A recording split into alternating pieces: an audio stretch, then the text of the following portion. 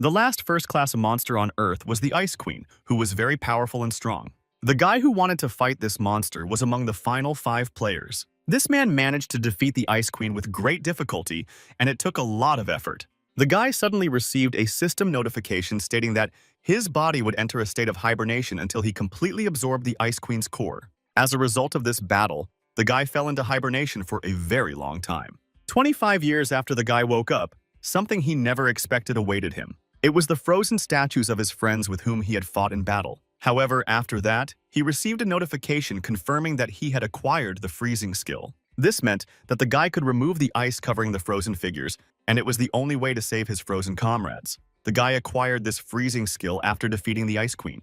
It was known that monsters lived in the gates, and they were not easy to deal with. Demons were also present in these gates, threatening the lives of many people. Not long ago, first-class monsters appeared there, which were practically invincible. Some people made it their goal to defeat all these threats at any cost so that the rest could live in peace. The young player knew very well that only after destroying all the approaching enemies could things get better, and only after he regained his lost abilities would he be able to rescue his friends from their icy imprisonment. That is why the guy made the difficult decision to leave behind his name as a dark ghost. This name had already become legendary in recent times, but he still decided to head back to the gates. The guy decided to become, so to speak, a new player, and for this reason, he changed his name, which from now on would be known to everyone as So-Jun-Ho. The guy met face-to-face with the Ice Queen in a deserted castle that was completely covered in ice. The queen knew that the guy had abandoned his comrades in a very dangerous place just to get here, and she was curious to know how he felt. He did not respond to her words about the dangerous place because he was confident in his comrades, who were not so easy to defeat.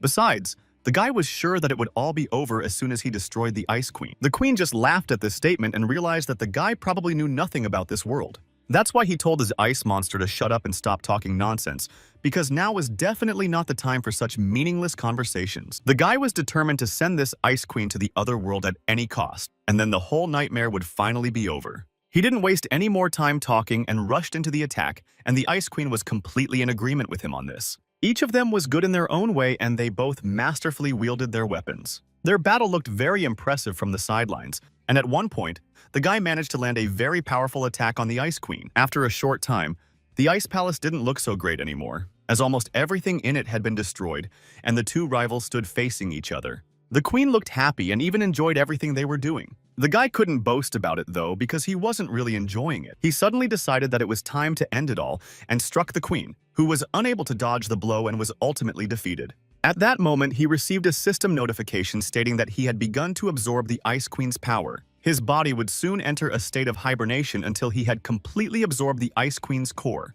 Shortly before, the last dungeon there had been discovered, and it was the Ice Queen's lair. The man was very angry that after going through all this trouble to get here, it turned out that everyone else would simply die. The group learned that only one person could climb the stairs. The girl tried to calm the man, whose name was Callie. She believed that they didn't have much time and therefore had to make a careful decision. She believed that this person should be the gloomy ghost. The guy tried to argue with her and convince the girl named Sky otherwise. However, he was interrupted by another man who said he completely agreed with Sky's decision. He believed that they would be at a disadvantage if they went up against an opponent with icy abilities. Callie was angry that he couldn't go himself, but he admitted that there was no one better than a gloomy character, so he agreed. Another girl decided that since Callie had agreed so quickly, they could assume that they all shared the same opinion. She decided to clarify that if anyone else hadn't understood, she also thought that the gloomy ghost should go. Their small but very friendly group ultimately came to a unanimous decision. The gloomy ghost hoped that they would not regret it, to which one of the guys replied that if he failed to defeat the Ice Queen and they all ended up in the afterlife, they would most likely regret it. However, despite all this, they completely trusted the gloomy ghost and were confident in their decision. Sky had no doubt that the guy would do everything to prevent that from happening. The guys decided that the conversation was over and repeated once again that they all believed and trusted the gloomy ghost. 25 years later, in the year 2024, a monster appeared that humanity was unable to defeat. It was announced from a large stage that the Ice Queen, who had frozen the Pacific Ocean with a single wave of her hand, was an unusual monster. After her appearance, many lost hope, and only 5 brave souls decided to go to the South Pole. One of the boys shouted that the guys had gone to the South Pole to conquer the nest. The response was that this was indeed the case, and the boy was praised for being very smart for his age. It was said that these boys were legendary players who had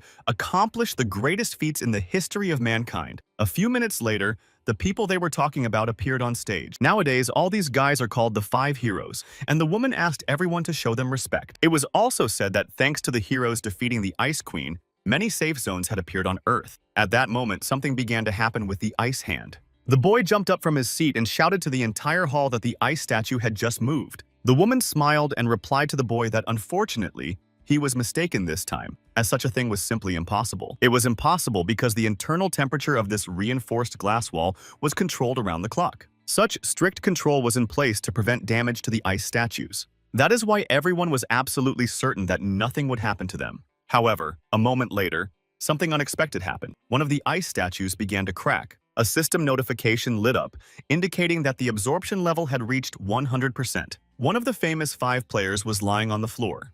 The guy felt a wild cold covering every inch of his body. He received a notification that since he had absorbed the Ice Queen's core, he had acquired a new ability, freezing. The guy looked around. The first thing he wanted to understand was what was going on here. After some time in the hospital, the guy looked at the latest news, which said that after 25 years, a gloomy ghost had emerged from cryogenic sleep. The guy assumed that he had no strength at all because he had been frozen for such a long time. He couldn't even clench his hand into a fist. It was no surprise that his whole body was still shaking so badly as 25 years had passed. The doctor who entered addressed the gloomy ghost and informed him that the president of the Players Association was on his way. The young man immediately warned that if he didn't know him, he should turn around and leave, as he didn't like anyone bothering him. The doctor replied that this man had always spoken of him as a close friend. The gloomy ghost thought about it, as there were not many people who could call him their friend, so he thanked the doctor and said that he would recognize him when he met him. He couldn't help but notice that the world had truly changed, and that was exactly what the gloomy ghost had always strived for. The young man remembered that all his comrades who wanted to see this world safe had strived for this goal. The gloomy ghost tried to figure out what to do now, since all he really knew how to do was fight. From all this, one conclusion could be drawn. The guy was now unemployed. Therefore, he decided that no matter what happened next, he could no longer wear a mask. The doctor and the rest of the staff were shocked and did not understand why the gloomy ghost had taken off his mask. The guy replied that he had taken off the mask because they all now lived in a safe world and heroes were no longer needed. He looked at the doctor and couldn't understand why they had such a strange reaction and what it all meant. A man accompanied by 2 people entered the ward and asked to be allowed to explain everything. The gloomy ghost was very surprised when he saw the man and immediately asked if he was Toku. The man in the suit smiled and asked everyone to leave him alone with the gloomy figure. The president of the Players Association said that Jun-ho hadn't changed at all during that time. Upon hearing the man's voice, Jun was certain that it was Toku standing before him. The young man even began to laugh because he had always said that the man would develop a bald spot in the shape of the letter M. Toku wasn't very surprised that the guy couldn't say anything else after so many years, and in principle, he didn't really expect a touching reunion. Jun started laughing again, realizing that 25 years had passed and, judging by the looks of it, no cure for baldness had been found. He also said that Toku hadn't changed much either, except for his appearance, of course. The guy first asked Toku why the doctors had reacted that way, since everything was already over. He didn't understand why they were so concerned back then. The man replied that 25 years ago, at the moment when he and his friends managed to conquer the Queen's Nest, all the players received the same notification. The notification said that the Ice Queen had been defeated and that safe zones were appearing on Earth. At that moment, people all over the world hugged each other, laughed, and cried with joy. However, this world did not allow the joy to last even a minute, as a notification arrived stating that an interdimensional elevator had been installed in the Pacific Ocean. This was the 2nd floor, and now it was possible to travel to the interdimensional zone. People did not understand what this meant and were outraged because the destruction of the Ice Queen was not the end of all this horror. The notification also stated that it was necessary to try to reach the top floor. After that, all the world's players, associations, and politicians gathered together to hold a meeting. As a result of the protracted meeting, it was decided to send an advance group to the border zone. Thus, the 2nd floor became their land of opportunity. Humanity was able to not only master magic and technology, but also gain access to a vast amount of resources and knowledge. The man added that thanks to all this, a land of plenty had emerged. But the guy stopped him and said that this was not what he wanted to know. Toku understood and began to explain that there were buttons for the 1st to 10th floors in the interdimensional elevator. He said that it took them 5 years to defeat the Ice Queen. Jun thought that after 25 years, given that they had managed to clear 5 floors, they must now be on the 7th floor. However, he understood that compared to his team, the other players were much lower level, so only the 5 of them went to the South Pole. And if he was being realistic, they should still be on the 5th floor. He didn't want to guess anymore and asked the man how many floors they had already managed to take over. Juon became very serious because the man was in no hurry to answer his question, and this was very suspicious. Toku plucked up his courage and said that in the last 25 years, humanity had only been able to take over 2 floors. Jun simply grabbed his head when he heard his friend's answer and said that he had nothing to say about it. He couldn't understand how, in such an impressive period of time, they had only managed to reach the 2nd floor. Toku replied that it certainly sounded like an excuse, but there were reasons for it. Jun, of course, wanted to hear it, simply because he was at least curious to know the reason. The man said that it was all connected to the Ice Queen's core, and that was their main reason. Jun immediately fell silent as he began to guess what was going on. Toku continued, saying that the environment on the 3rd floor was very similar to a volcanic zone. Therefore, only a few players who were more resistant to the heat of the magma could go there. He also said that after some time, on the 3rd floor, in the middle of a lava ocean, they found an altar that required the Ice Queen's core to cool the environment. Juon decided to ask if they had been able to find the core or not. Toku grabbed his head, ashamed to admit it. The man said that they had searched the Queen's nest tens of thousands of times but couldn't find anything. This was not surprising to Jun, as he had swallowed the Ice Queen's core himself. The guy tried to calm his friend down and said that they were just unlucky and that anyone could make a mistake. Jun believed that they should be understanding towards each other. He also said that if he ever made a mistake, he hoped Toku would try to understand him too. Toku immediately replied to his friend that there was no question of that, because of course he would always be understanding. Jun thought about it and couldn't figure out when the right moment would come for him to hear less indignation in response to his story. Toku only now realized how much time had passed and asked his friend if he was hungry. Jun showed him an advertisement for a rural history museum where 5 sleeping heroes were on display and asked if it was really that popular. Toku said he was going to the 1st floor, but there were a lot of people and journalists there, so he didn't think it was a good idea to go down there together. Jun realized that he could go alone through the emergency exit, but Toku asked him to return to the hospital immediately afterwards. The guy went down to the museum and saw some exhibits there, and did not expect to see such things in this place. Jun finally managed to find the room he was looking for and was slightly excited about it. The guy sat down opposite his friends and first apologized for coming so late. He talked to the guys about everything he had learned and told them that the world had become a better place and that they had managed to protect the world they had dreamed of. Jun felt sad for his friends and didn't know how to fix the situation or how he could help. Suddenly, the guy looked closely at the statues and saw how much dust was on them. He wanted to fix it, and as soon as he touched them, he received a notification that his freezing skill had been confirmed. However, it also said that his magic parameters were insufficient, and therefore he was unable to remove the ice cover. Jun saw another system notification saying that with the freeze skill, he could remove the ice cover from the frozen figures. The guy couldn't even imagine that he could remove the ice cover and bring his companions back to life. However, he saw that his magic power was very low and thought that perhaps this had been done on purpose. The guy figured that it would take him a day or 2 to recover, but it was still doable. He remembered how Toku always said that there was nothing above level C, so the guy assumed that maybe he was the first one with a problem with magic. He had probably received this title after defeating the Ice Queen. Jun realized that every time he went up 1 floor in the interdimensional elevator, all his stats would increase by 30 points. Jun figured that with this effect, if he kept going up floors, he could get his level back. This way, he would not only significantly improve his abilities, but also completely subdue the Ice Queen's power. After that, the guy would be able to melt the ice and save all his friends. Jun asked his friends to wait a little longer and promised he would definitely get them out of there. The guy then told Toku that he wanted to return as a player and didn't understand why he was so surprised. Jun believed that his friend already knew that he was incapable of anything else. For Toku, this was all too unexpected because before, Jun had done nothing but talk about his desire to retire. The guy replied that it was all 25 years ago. Toku thought about it for a while and said that in any case, he didn't think it was a very good idea.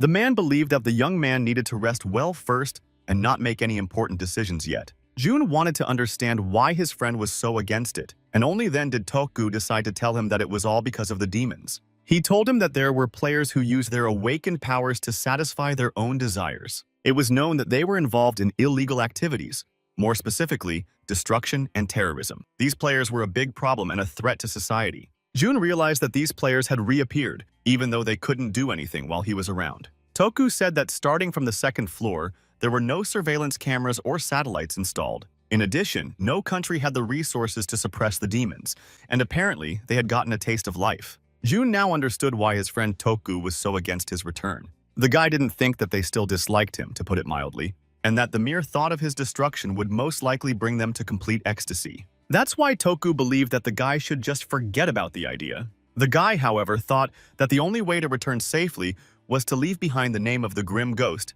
and go by his own name, so Junho. Jun wanted to do all this so that he could get to the 10th floor. Toku wanted to know why the guy suddenly had such a desire, and then Jun replied that there was a volcanic zone on the 3rd floor, and Toku himself had told him that there was no way to pass that floor. Suddenly, the guy thought about everything he had eaten, and then said that he probably had one way. Toku, unable to contain his emotions, lunged at the guy, trying to find out as quickly as possible what method he was talking about. Jun replied that he needed the Ice Queen's core. Jun then said that he had eaten it, but Toku thought that the guy was talking about eating the Solontang. However, Jun wasn't talking about food, and only now did Toku begin to understand. The man realized that the guy had eaten the Ice Queen's core. In his defense, Jun began to say that he didn't want to consume it. He said that as soon as he defeated the Ice Queen, the core absorbed itself into him, and he couldn't do anything about it.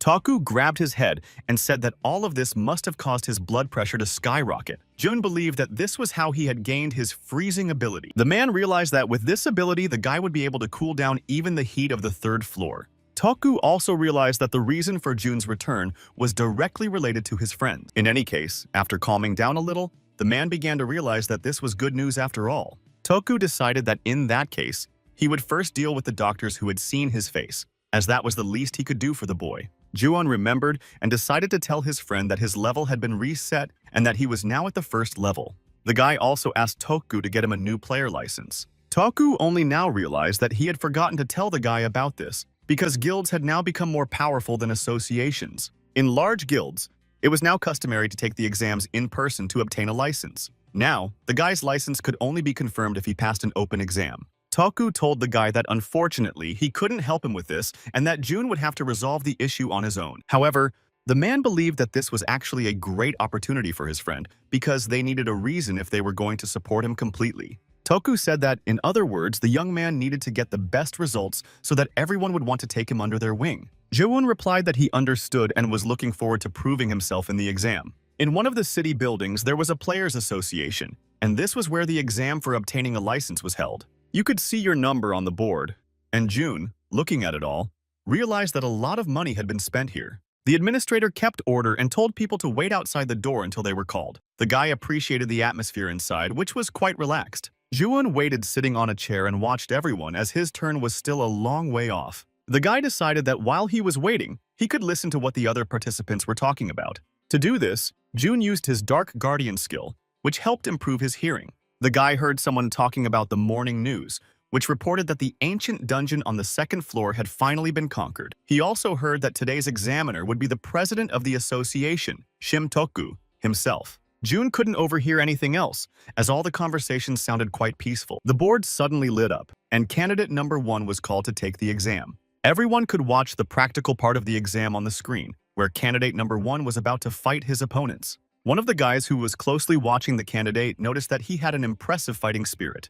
They noticed that those monsters were afraid of their opponent and began to retreat. This same guy was sure that the man on the screen would easily pass his exam and even envied him a little. Jun, however, was not so sure because he knew that if you want to secure the space around you, a spear is of course ideal for this. However, the guy also knew that when his opponent started to approach, he shouldn't wave the spear around, because that would only make things worse. These words were confirmed a few minutes later when it was announced that participant number 1 had failed his exam. Jun realized that, judging by all appearances, everything would continue in the same vein, following a similar scenario. The examiners saw that the next number was 75, and this was finally the last participant, which meant that they were almost done. Unfortunately, they noted that none of the participants had impressed them today and that none of them met the basic requirements. The president said that he wanted to finish quickly and was waiting for the next participant. After participant number 75 entered, all the examiners could not hide their surprise. They couldn't understand who this man was who had brought a sword, a bow, metal knives, and even a spear with him.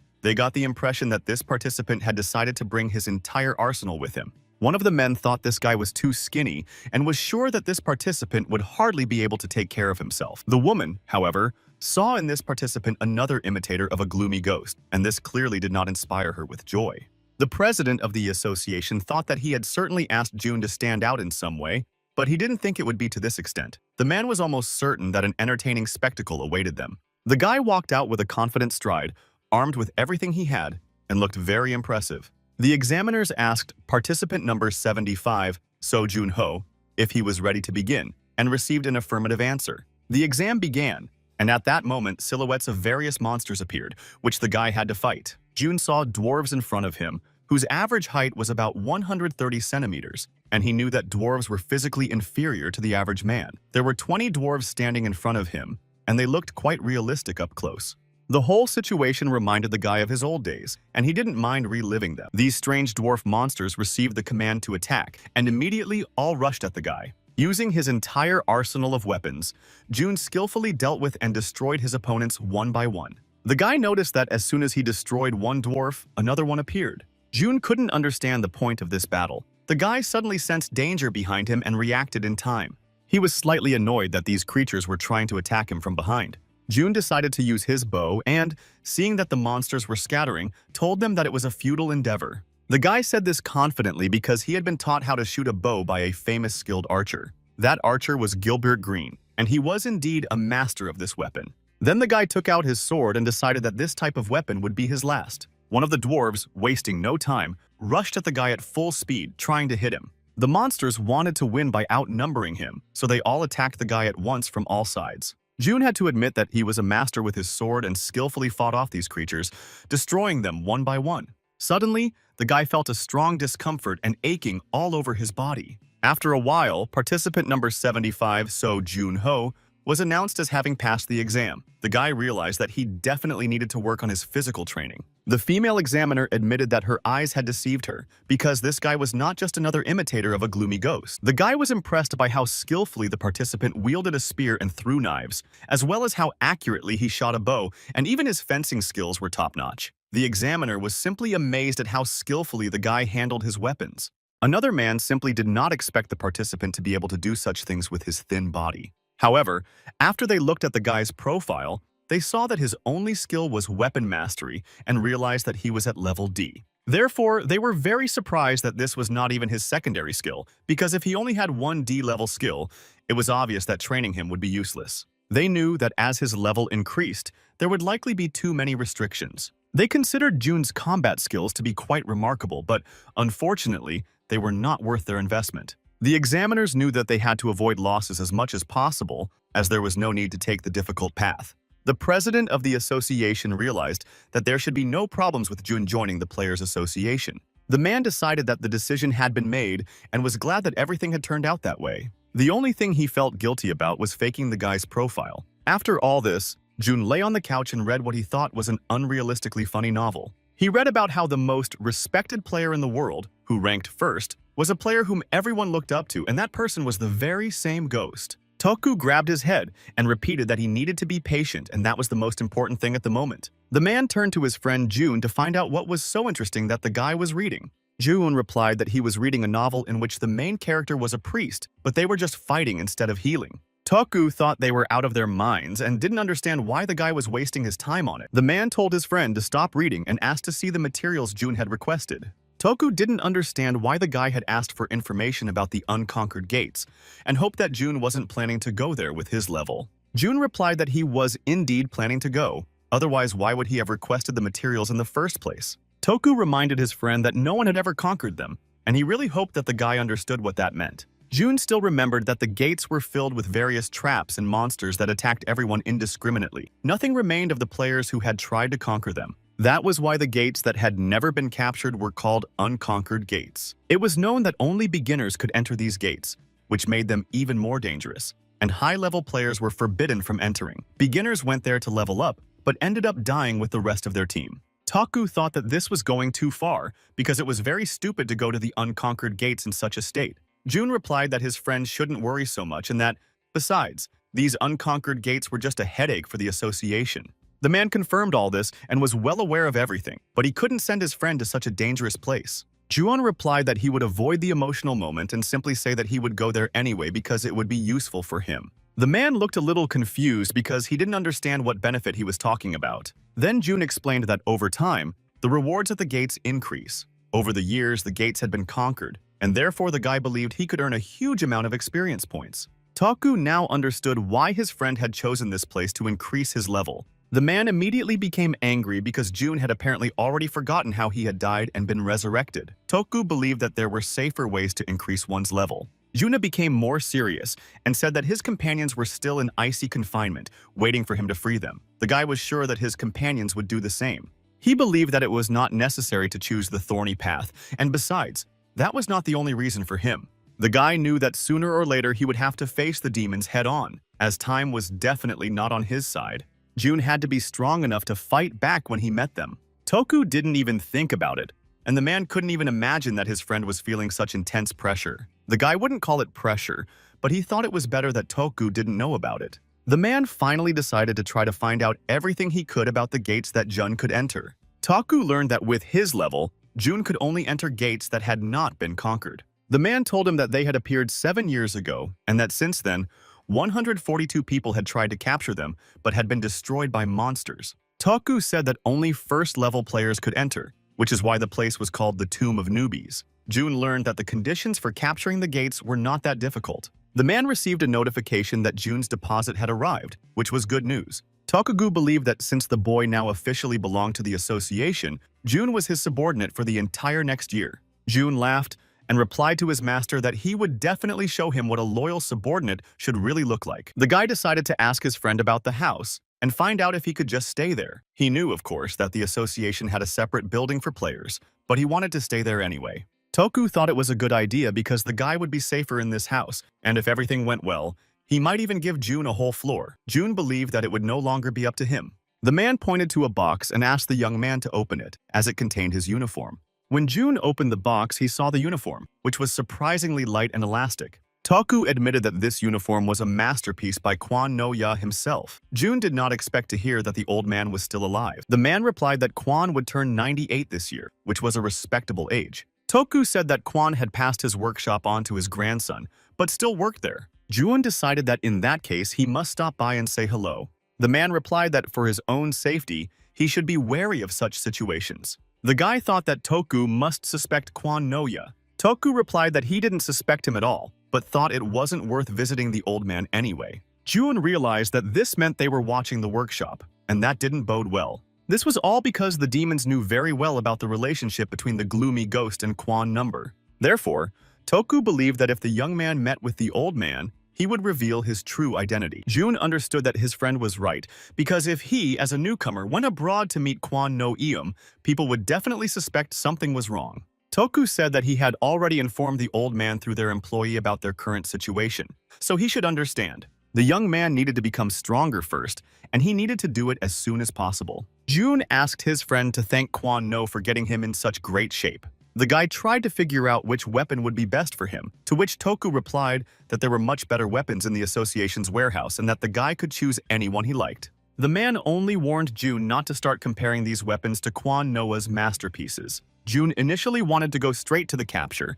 but decided that he needed to train first. The guy remembered how exhausting the usual exam had been, so he understood that without sufficient physical training, he would not be able to fight monsters or demons. Toku believed that his friend had made the right decision and thought that it would take the young man about a month to prepare, but Jun replied that 10 days would be enough. 10 days later, in the city of Namyangju on Mount Cheonma, a sign was erected saying, "Passage closed." The young man stood before the gates known as the Curse of Dawn. He was given a condition of surrender, which was to hold out until dawn. As soon as he entered, he immediately found himself on the other side, where the outside world looked completely different.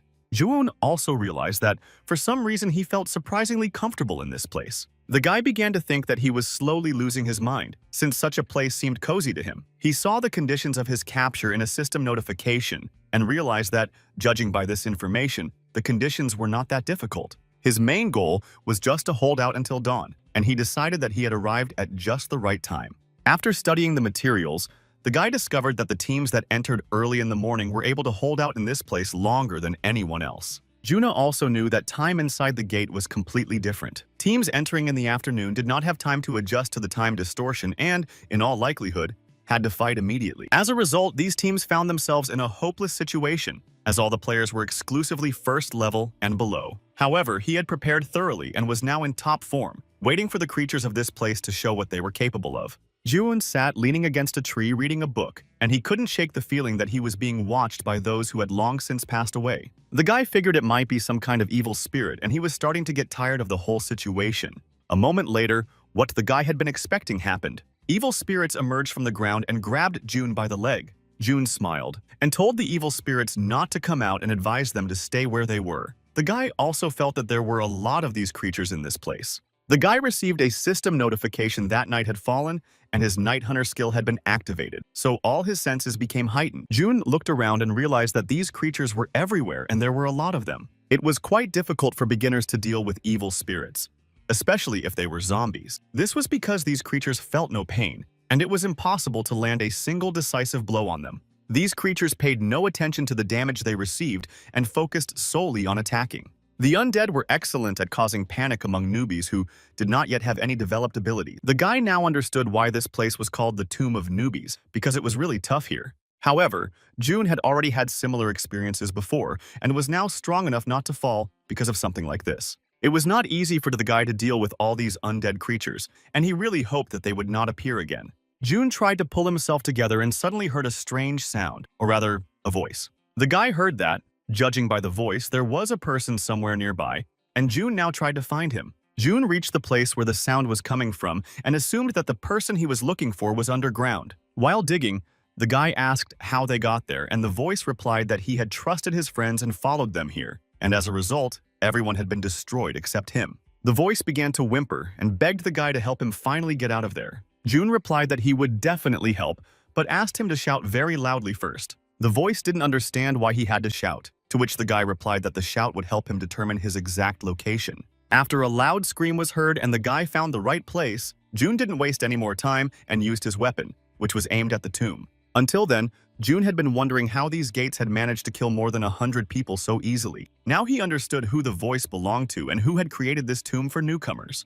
At that moment, the one who had been speaking all this time emerged from the tomb, and it was a very large monster, a deceiver. The monster wanted to know and understand how the guy had found out about him, but Jun was in no hurry to answer, as he was busy destroying the creature, and only then said that it was impossible for anyone to have survived in the unconquered gates. It was known that after the gates were captured, they could not even open if even one living player remained inside. The guy realized that the previous players must have known this too, but sometimes people still acted on autopilot. For Jun, this was not surprising, and even if you took into account all the zombies, it still wouldn't have been that difficult to defeat them, but the whole reason lay in the deceiver. The guy looked at the system notification and saw that all the monsters had been destroyed, and he was able to successfully overcome the Curse of Dawn. Jun ended up leveling up 4 times, and even though his stats didn't go up much, he was still happy with the result. As a reward for his victory, Jun also gained a new ability, the Confession of Those Who Had Passed Away. The guy was delighted to have acquired a new skill that allowed him to look into the memories of those who had passed away. Of course, he wanted more,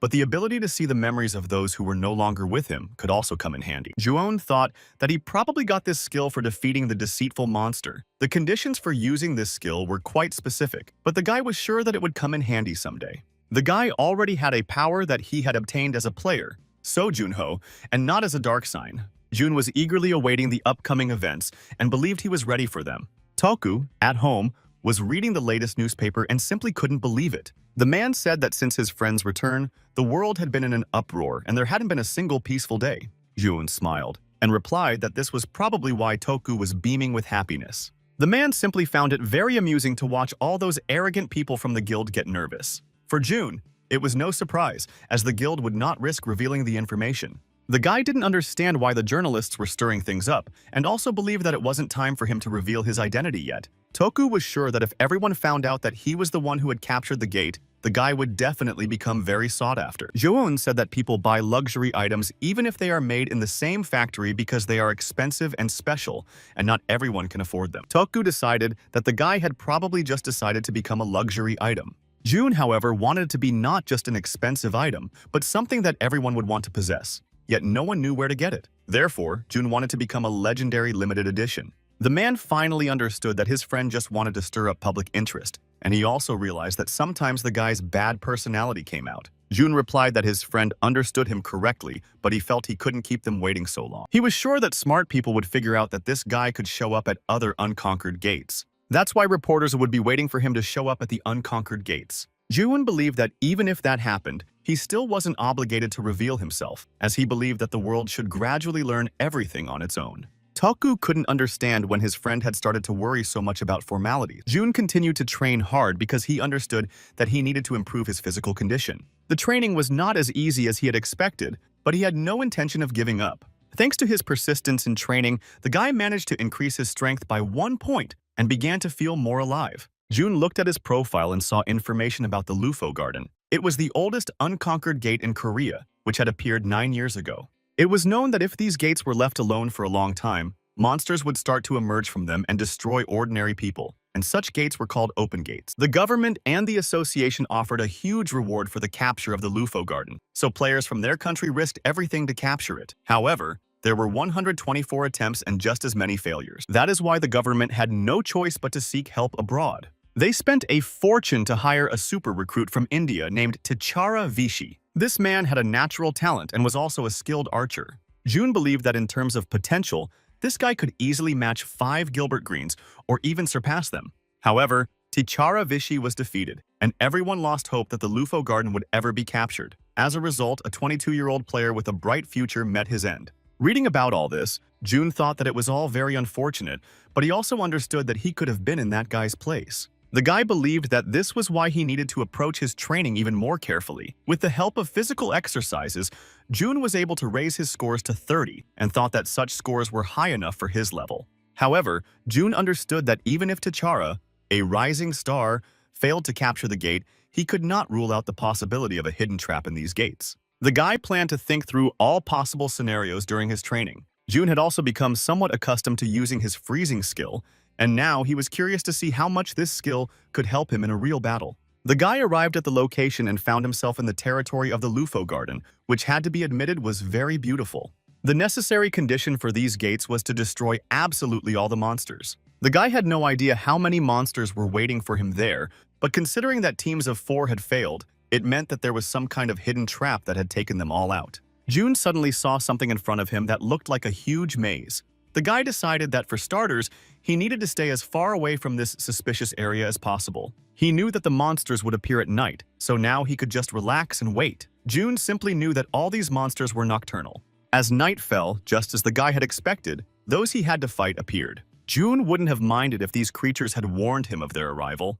As night fell, all of the guy's senses sharpened. The guy saw that there were only 2 of these monsters and was surprised that there were so few of them. The monsters decided to attack their guest immediately and were confident that they would destroy the guy in no time. Jun didn't just stand there either, but tried to dodge the attack and strike back at these creatures. The guy wielded his weapon very skillfully and looked very impressive. A few minutes later, a powerful explosion occurred at the battle site, blinding everything around it. The guy was unharmed, but the same could not be said for the 2 creatures that Jun had destroyed. Jun appraised his weapon with dignity, which he thought was simply amazing, because the Ice Queen's skill was very good. The guy thought for a moment and, after looking back, realized that apparently those 2 monsters weren't enough, as there was a whole horde of monsters behind him. Jun had no choice but to accept this and engage in battle with all these creatures. The guy continued to use the Ice Queen's skill to destroy one monster after another. He wasn't going to spare anyone, as he simply had to fulfill the condition he had been given.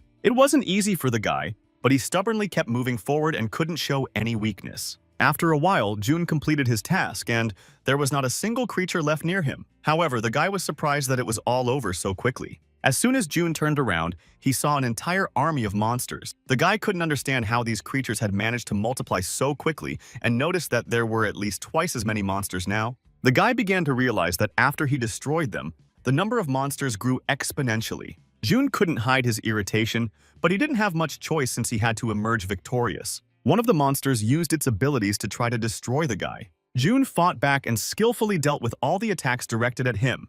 These creatures surrounded the guy on all sides, and there were so many of them that Jun was now acting more on autopilot. After he had destroyed almost all of them, June realized how tired he was and had lost track of time. Of course, it was all very tiring for the guy, but not enough to fail the mission. However, something still bothered June because he had excellent control over his first-class freezing ability, and that alarmed him. After all, if he could handle such a difficult level on his own, then 4 people should have been more than enough. Among the players who had been trying to capture these gates over the past 9 years were strong players with enormous potential. T'Chara Vichy was one of the talented new recruits. Judging by what June had seen in the materials, T'Chara could easily take out at least half of them on his own. If he had teammates with him, they would have definitely been able to capture the gate. That's why he couldn't understand why that guy failed the mission, and it was a big mystery to him. June fought hard, and after a short time he received a system notification that he had finally managed to capture the Lufu Garden. The guy thought that his whole life had just flashed before his eyes. Junhei was absolutely certain that as long as he was safe and sound, everything would be fine. However, he had to admit that at one point he had even managed to completely despair. The guy still didn't understand how he had managed to do it, but now he was trying to figure out what kind of place he was in. June walked a little deeper into the maze and found the remains of the deceased. The guy also noticed countless traces of battles in this place and realized that they had all tried to escape through a narrow passage, but in the end, this maze had only stolen their precious time. Judging by what he could see, June realized that none of them had been able to cope with the influx of monsters, and this place had turned out to be a dead end for Nick. The guy wandered through the maze and saw how many teams had been destroyed here, and it seemed that he had reached a dead end.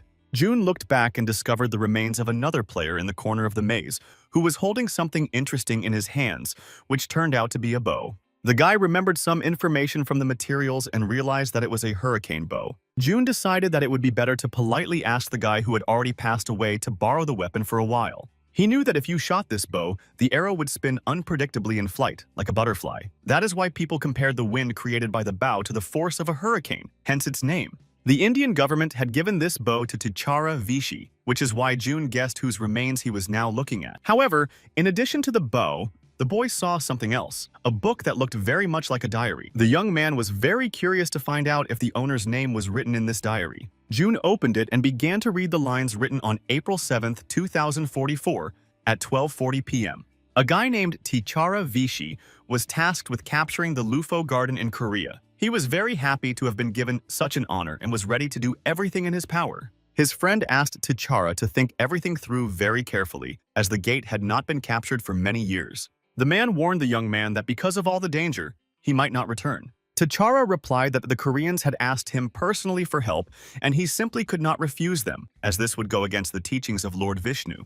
The guy was currently at the 10th level, and this was his only chance to get into the Lufu Garden. He felt that he simply had to do it. T'Chara decided to check with the girl to see if she was sure she wanted to go with him, to which she replied that she would follow him there, of course. The girl believed in him and was ready to go anywhere with him. She added that if T'Chara decided to go there alone, she would still find a way to get there. The girl was happy that the guy asked her to go with him. She was convinced that she simply had to protect him from any trouble. T'Chara was very happy that his girlfriend Zaya was willing to go with him. There was no one the guy trusted more than this girl. Zaya was also T'Chara's partner, and was always ready to stand shoulder to shoulder with him.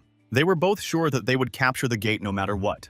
A little girl ran straight into the arms of her father, whom she loved very much. The child looked a little upset because she realized that her father was leaving again. The man told his daughter that he had to go to work but promised her that he would return very soon. He asked the child to listen to her grandmother while he was gone. The girl replied that in that case, as soon as her father returned, they would definitely go together to look at the animal. The man promised to fulfill his daughter's wish and asked her to listen to her grandmother and eat well. T'Chara stood a little to the side and watched this sweet scene, which evoked a lot of sentimentality. The young man apologized to the man for how things had turned out, as he could see how difficult it was for him to part with his daughter. The man admitted that this was his first time going on such a long business trip. However, he knew that everything would be fine since his daughter's grandmother would be staying with her. Besides, he had already promised to help his friend and had no intention of going back on his word or letting anyone down. T'Chara was very grateful to his friend for this, as he knew how difficult it was for him to leave his child. The man believed that since he was on the same team as a rising star, he simply had to get his share, if only for the sake of his child. The guys arrived in New Delhi at Indira Gandhi International Airport. T'Chara greeted another player who was also on their team, and the guy thanked him for coming after all. The next entry in the diary was made on April 23, 2044 at 4:12 p.m. T'Chara was training hard and was very skilled with his bow. The guy knew that tomorrow they would be going to a place where it would not be easy for them. But today, he admitted to himself that he was good with his weapon. T'Challa was determined, and despite everything, had a good feeling about it. Finally, on April 24, 2044, at 11:37 a.m., they entered the Lufo Garden. Once there, T'Challa looked around in awe and realized that he had never seen such gates before. The guy realized that they were still in the dungeon and therefore should not be distracted. T'Challa thought it would be better to look around first. The next entry was made on the same day, but at 11:33 p.m. when the players first encountered the monsters. However, they were surprised that there were only 8 creatures and did not understand why there were so few. Over time, the situation changed slightly, and there were now 32 monsters, all actively attacking the group. T'Challa shouted to his companions to be as careful as possible. At one point, a man was unable to dodge an attack in time and was caught by one of the monsters. T'Challa noticed this, but unfortunately, it was too late and he was unable to protect his friend. He shouted to his friends to take the guy away from there and run into the maze as fast as they could. T'Challa noticed that every time they destroyed a monster, these creatures simply began to multiply in number. And although it wasn't immediately apparent, the guy realized that the number of monsters was increasing. It was complete madness in this dungeon. The guy was still conscious but badly wounded, and with great difficulty he asked T'Challa to come to him. He asked his friend T'Challa to take good care of his daughter. So the guy wrote in his diary that on the 25th of April, early in the morning, one of their comrades had passed away. That same day, but in the evening, T'Challa sat on a slope and watched the beautiful sunset. The boy asked the great Shiva to bless him and his friends, and asked that he be able to continue his diary entries tomorrow. There were now only 3 of them left, and T'Challa really hoped that their team would not shrink any further. T'Challa made another entry in his diary, writing that last night they had managed to destroy the 4th invasion of Lufs. The guy wrote that the 5th invasion had already begun today and that, according to his count, there were at least 120 monsters. He wrote that they were fighting for their lives and that in the end, only 40 leaves remained. T'Challa believed that he could handle that many monsters even on his own. The guy continued to write everything down in detail in his diary while his friends rested after the fierce battles. T'Challa really hoped that there would be no 6th invasion and that they would be able to leave tomorrow. However, his hopes were dashed, and during the 6th invasion, he lost the person dearest to him. The guy was in despair, but unfortunately, there was nothing he could do to fix it. T'Challa promised to capture the gate, but he saw no point in doing so without his girlfriend. The guy held his girlfriend in his arms and said goodbye to her, and at that moment someone tried to attack him from behind. T'Challa only noticed the attack in the reflection of the glass and was able to dodge it, but he was still hit. Standing opposite this guy was his friend, which came as a huge surprise to him. Ram believed that T'Challa was definitely a rising star in India, but he was sure that it would not last long. T'Challa saw his friend's eyes and realized that the guy had somehow become a demon. The guy was angry because Ram had deceived them all, even though they all believed and trusted him. And the most hurtful thing for T'Challa was that Zaya trusted this man. Ram replied that he had never heard anything more stupid and believed that the girl was simply not very intelligent and too naive. The guy admitted that he didn't know there were so many Lufs in this place and thought that maybe he should have helped his friends. After all, because they were useless and died so quickly, he also found himself in danger. T'Challa was furious after hearing this and wanted nothing more than to get even with this demon. Ram said that T'Challa had managed to deal with the gate capture, and now the guy wanted him to give him the hurricane and go after his friends. The demon saw how angry T'Challa was, but he also saw that the boy was still afraid to die. Ram saw T'Challa running away from him as fast as he could, but it didn't matter to him anymore. The demon believed that T'Challa would soon die anyway because of the poison on his shoulder. T'Challa tried to hide because he felt that the 6th invasion of monsters was about to begin. The guy continued to be very angry, but he had another problem. He was losing feeling in his arm. T'Challa tried to hide in the maze and wanted to figure out what to do next. However, with every step he took, he felt worse and worse and couldn't believe that it would all end like this. T'Challa could no longer feel his right arm and only now realized that the demon's sword must have been coated with poison. It no longer mattered to him whether it was poison or poison, because the guy felt that he was going to die anyway. However, he really wanted someone to find his diary. T'Challa wanted whoever found his diary to tell their families that they were sorry. June thought that this must be the last entry, but he found a few more pages. T'Challa wrote these entries with his last ounce of strength, saying that if his comrades had survived, they could have captured the gate. However, a demon prevented them from doing so, and the whole problem was their fault, which made the boy incredibly angry. T'Challa mentally turned to the great Shiva and asked his god to give him the opportunity to pass away in peace. The guy also asked the great Shiva to make sure all the bad guys got what they deserved, and that was the warrior's last wish. Thanks to these entries in T'Chara's diary, June was finally able to understand everything. He realized that the number of monsters depended on the number of players who entered. June came here alone, so there weren't that many creatures, which is why he was able to capture the gate relatively easily. June wondered what would have happened if he had come here with 3 other players, and the mere thought of it made him shiver so much that he didn't even want to think about it anymore. The guy took the diary after all, and now wondered what to do with the bow that had belonged to T'Chara. June decided to take the weapon for himself, but he didn't take the bow just like that. The guy promised that he would do whatever it took to make sure the demons paid for everything. June left the young hero of India and set off to fulfill his promise. Sometime later, Toggu was holding the latest newspapers in his hands and admitted that his friend was right after all, because they hadn't had time to say anything, and the whole world already knew that it was June who had captured the gate.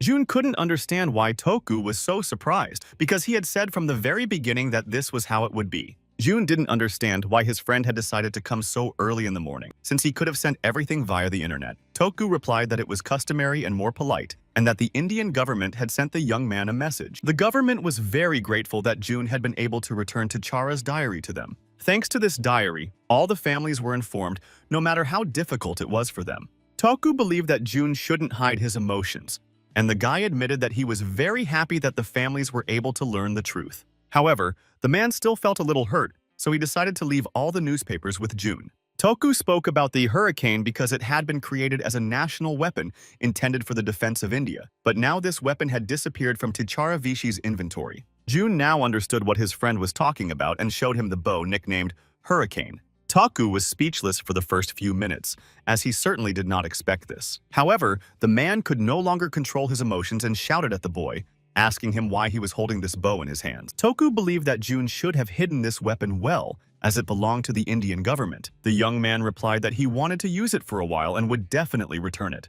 The man grabbed his head because he was nervous that June would not understand that he would have to explain how he got the bow. June told his friend that he shouldn't worry so much about it and promised that he would definitely think of something. Toggu couldn't calm down and didn't understand how they could get out of this situation, since everyone had already decided that the hurricane had been lost. June was sure that with this weapon he would be able to attract the demon, and these words surprised Toggu greatly, as he thought the demon had been destroyed at the gates. The boy began to suspect that this demon was not the only one hunting for the bow. June also believed that the demon had probably already read the articles about the hurricane being lost at the gates. However, despite this, the boy was sure that the demon was not so naive as to believe it. Juyun had long since realized that for that creature something was much more important than a human being. The guy was sure that the demon would then realize that the bow was in his hands and would definitely come after him. Toggu completely agreed with his friend's opinion and remembered the demon. The man on the system window displayed an image of this demon, whose name was Cal Seidner, and this guy was known for his collection of bows. June now understood who everyone was talking about and thought that this guy had too much of an ego. Toggu said that thanks to this demon, people were already searching for him all over the world. The man was sure that he could not have entered the Lufo garden on his own, as only those with level 10 could enter those gates. June was sure that this creature would start looking for him, and when he entered the unconquered gate next time, it would definitely try to capture him there. Moreover, the guy considered him stronger than even T'Chara himself. Toggu began to worry that his friend was in great danger and thought that he should tell the Indian government about everything. June, however, believed that if he focused on his training right now, there would be nothing to worry about. Besides, he didn't think the demon would be able to defeat him so easily. If Toggu had been in his friend's place, he would probably have thought the same. However, the man was still very worried about June and couldn't do anything about it. June, on the other hand, was completely calm in this regard, as he was confident in his abilities and capabilities. The guy asked his friend not to worry too much and promised that the events of 25 years ago would never happen again. Toggu calmed down a little and noticed that his friend hadn't changed a bit in all that time. The man suddenly received a call and hurried to answer it. Toggu looked slightly upset by the phone call and couldn't quite believe what he had heard. June was curious to know what had happened, and the man replied that it was all because of journalists who had suddenly descended on them from all sides. The man explained that the journalists had found out that June was the player who had managed to capture the gate. The journalists were now eager to interview the young man. June asked Toggu not to refuse them, because he couldn't avoid fighting the demons, so he hoped that he could at least choose the place of battle himself. The guy decided that they absolutely had to hold a press conference as soon as possible. After a while, the conference hall was full of people eagerly awaiting the appearance of the player who had captured the gate. Journalists received information that So Jun-ho, a player from the association, had overcome the curse of Dawn and then captured the Lufu Garden. They hadn't seen such newcomers in a long time and believed that this guy could be the next star of Korea. They believed that this guy also knew how to attract attention, because even among the many treasures, So Jun-ho was the brightest gem. A few minutes later, Jun finally appeared on stage, looking simple and dressed in ordinary shorts and a t-shirt. People couldn't believe that the player who had scored 2 unstoppable goals was standing in front of them, and some began to think that the guy had come here by mistake. Jun couldn't help but notice how everyone was looking at him in surprise and began to think that he should have changed into more presentable clothes after all. However, Jun still remembered that when he was a gloomy ghost, he had to dress up too often, and the guy had grown tired of it. Jun picked up the microphone, greeted everyone, and said that the press conference would last 30 minutes. The journalists asked the guy to tell them more about the capture of the gates, and they were also interested in knowing how Jun felt about taking such a step. They were also curious to know if the guy's debut was connected to any particular reason. Jun decided to start by telling the journalists a few words about the Gates of Dawn and how he had passed through them. Seeing how comfortable and confident the young man seemed, people began to think that this was not the first time for Jun. After a while, Jun said he was ready to answer the journalists' last question. They immediately asked him which gate he would enter next time. The guy replied that there was actually one gate he would very much like to enter, but because of his low level, he couldn't do it yet. Everyone was naturally curious about what gate he was referring to, and Jun admitted that he was talking about the East Sea Gate. This answer caused a storm of emotions among everyone in the hall. They immediately began asking the guy if he was referring to the same Eastern Sea Gate that So Jun-ho had mentioned. These were the last gates of Korea that had not yet been conquered, and if the guy managed to capture them, he would have completed the 3 most difficult missions. No one had ever achieved such a feat before. Jun did not argue and simply replied that these guys were absolutely right in their conclusions. One of the journalists said that there had been rumors for a long time that the strongest first-class monster lived in these gates, and she was very interested in what So Jun-ho thought about it. It was known that the association had long discussed giving these gates the first place in terms of difficulty, but that seemed too much. Therefore, it was not surprising that everyone had such a negative reaction, and judging by all appearances, the boss living in the gate was to blame. The boss's strength was noticeably different from that of ordinary monsters, and it was incredible. It was known that some of them even turned ordinary monsters into their servants and commanded them. Jun believed that if he fought a first-class monster, he would surely win. The latest news came out with a sensational story that Jun-ho would definitely win if they fought a first-class monster. The man reading the news saw that the journalists were making a big fuss about the newcomer. This, in turn, proved how important the unconquered gates were to people. This man admitted that he hadn't heard such amusing news from the first floor in a very long time. The man was asked to contact them if he was so interested, but he replied that he was not interested at all for the time being. He adhered to the theory that when something unusual happened, people called it a coincidence, but if it happened a second time, people called it a skill. The man believed that one should judge after the 3rd time because one could not even remember the names of those who could not make it to the 3rd time. He believed that if the player, So Jun-ho, could perform such a miracle again, he would receive a personal invitation from the chief chairman Shin Sung-han to join the Tokabi Guild. After the conference, Jun was at home going through all the applications and trying to find something suitable for himself. Toku helped him with this, but no one could find anything worthwhile. Juon received a lot of requests in a short period of time, and his friend explained that it was all because of the conference, as the guy had become a real superstar. Toku checked the experience points awarded for each job and paid attention to the level of difficulty, but he also made sure not to overlook the reward. The man realized that it was not easy to find a job that met all 3 conditions. Jun agreed to disregard the 3rd condition,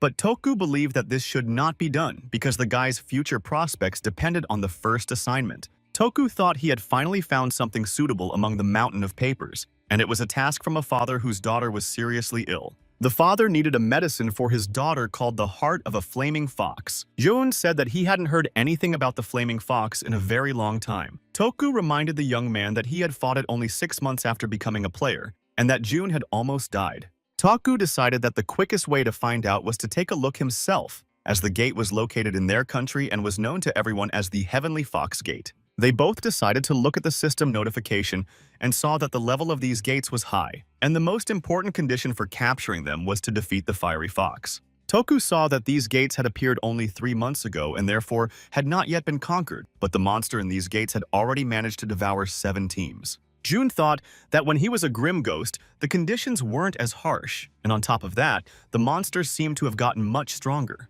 Toku decided to say that it wasn't as difficult as the guy had imagined, because now the level of the players had increased significantly. The man added that the characteristics of the items had also improved dramatically. June thought that since his return, he hadn't met any worthy players yet, so he couldn't say anything about it for now. They both agreed that they were ready to take on this task and at the same time test the skills of the younger players. Toku was delighted and decided to confess to June that the assignment had actually come from an acquaintance of his. The person who wrote the assignment was the chairman of the Manhwa group, and since it was about his daughter, whose name was Choi Man-hae, the chairman also had a second son, Choi Pil-ho. Suddenly, they heard a knock on the door, and a girl entered the room at the request of the president, and it was Ms. Cha Shi-eun. Suddenly, they heard a knock on the door, and a girl entered the room at the president's request. It was Ms. Cha Shi-eun.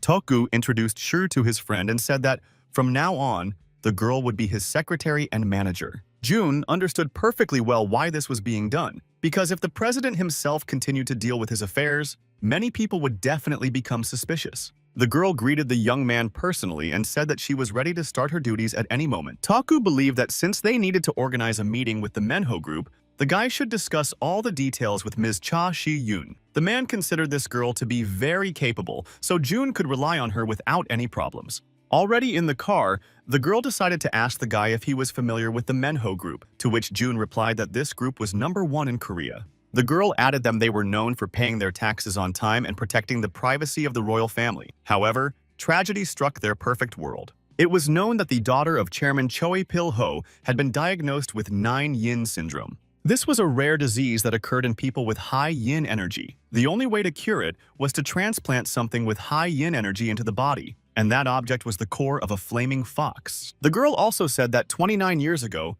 a gloomy ghost who was the best player was able to defeat the flaming fox. The guy thus confirmed his outstanding abilities. She decided to confess to the guy that she admired the gloomy ghost and was surprised when Mr. June became embarrassed after hearing her words. June replied that he was simply very touched by her words about the gloomy ghost. After they arrived at their destination, June got out of the car and said that the place hadn't changed a bit. The girl was surprised that Mr. June had already been here, but the guy added that it had been a long time ago. She asked the guy to wait for her outside while she first checked if their agreement about the meeting was still valid. However, she didn't have to do that because they were already coming out to meet them in person. Chairman Choi came out to greet his guests and said that he was very pleased to meet Mr. June, as he had been looking forward to their meeting. Juon greeted the man and introduced himself to the chairman, adding that it was a great honor for him to meet him.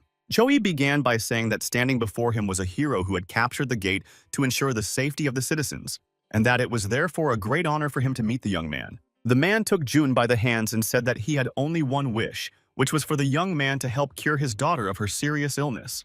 Juon suggested that they all go inside first and then clarify whether the chairman really needed the heart of a fiery fox. Chahui confirmed this and said that he had already studied a considerable amount of information and learned about a case of 9-thread syndrome in France. It was known that the heart of a flaming fox was used for treatment. The man decided to get straight to the point and said that he was offering a reward of 1.5 billion won. Chui added that he would provide all the material assistance necessary to capture the mother, as well as everything else that might be needed to obtain the core. The girl was very surprised that the amount was so large and was sure that June would definitely accept the offer. However, the guy surprised everyone and replied that the conditions were not suitable for them. Chu thought that the reward was probably not enough for the guy and said he was willing to give 2.5 billion, but immediately changed his mind and said he would pay 3 billion won. Juan replied that he did not mean that the reward was small and that 1 billion won would be enough. In that case, Choi was very interested in knowing why the young man was refusing. June explained that in the past, a grim ghost had sold the core for 10 billion won to a billionaire from France. The guy also said that the billionaire had offered to give up his fortune to save his daughter, who was seriously ill, but the Grim Reaper refused and took only 10 billion won. Juan said that he had the same reason, and the man did not immediately understand what the guy meant. He decided to explain and said that he believed it was wrong to profit from people who simply wanted to save their families. After a while, the girl told June not to wait for her because she still needed to park her car. June was still very curious about the story of the Grim Ghost. Did the president tell him about it? Or who did? June replied that this was true because President Shim Toku and the gloomy ghost had been very close friends in their time. The guy was also interested in knowing whether the girl believed this story because people thought that the gloomy ghost was very cold, as if he had no soul.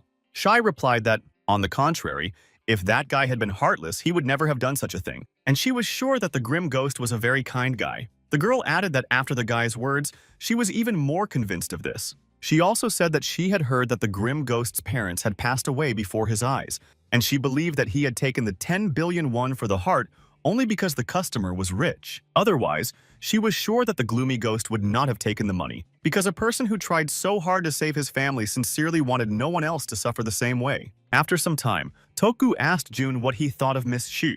June replied that he had nothing to say yet, as they had only spent 2 hours together, but at first glance the girl seemed nice to him. Toku believed that Ms. Shi was a very talented specialist and could easily find a job at a large company or a well-known guild. However, the girl only worked here because the gloomy ghost belonged to the association. Yoon decided to change the subject and find out where his friend had taken him. Toku guessed that the guy didn't want to talk about it anymore because he was simply embarrassed. Toku believed that if Jun was going to fight such a powerful monster as the Flame Fox, he needed to do something first. The man believed that the young man needed proper equipment, so he took him to a special room. He explained that science had advanced greatly over the past 25 years. Toku said that during this time, weapons had been invented that Jun could not even imagine. He also said that the level of player safety had increased significantly during this time. Jun picked up one of the swords, and Toku asked his friend to try using his magic on the weapon. The guy was surprised by this request, but he didn't argue with his friend and did as he was asked. Toku told him that even when using a small amount of magic, it seemed to envelop the sword, recreating its shape,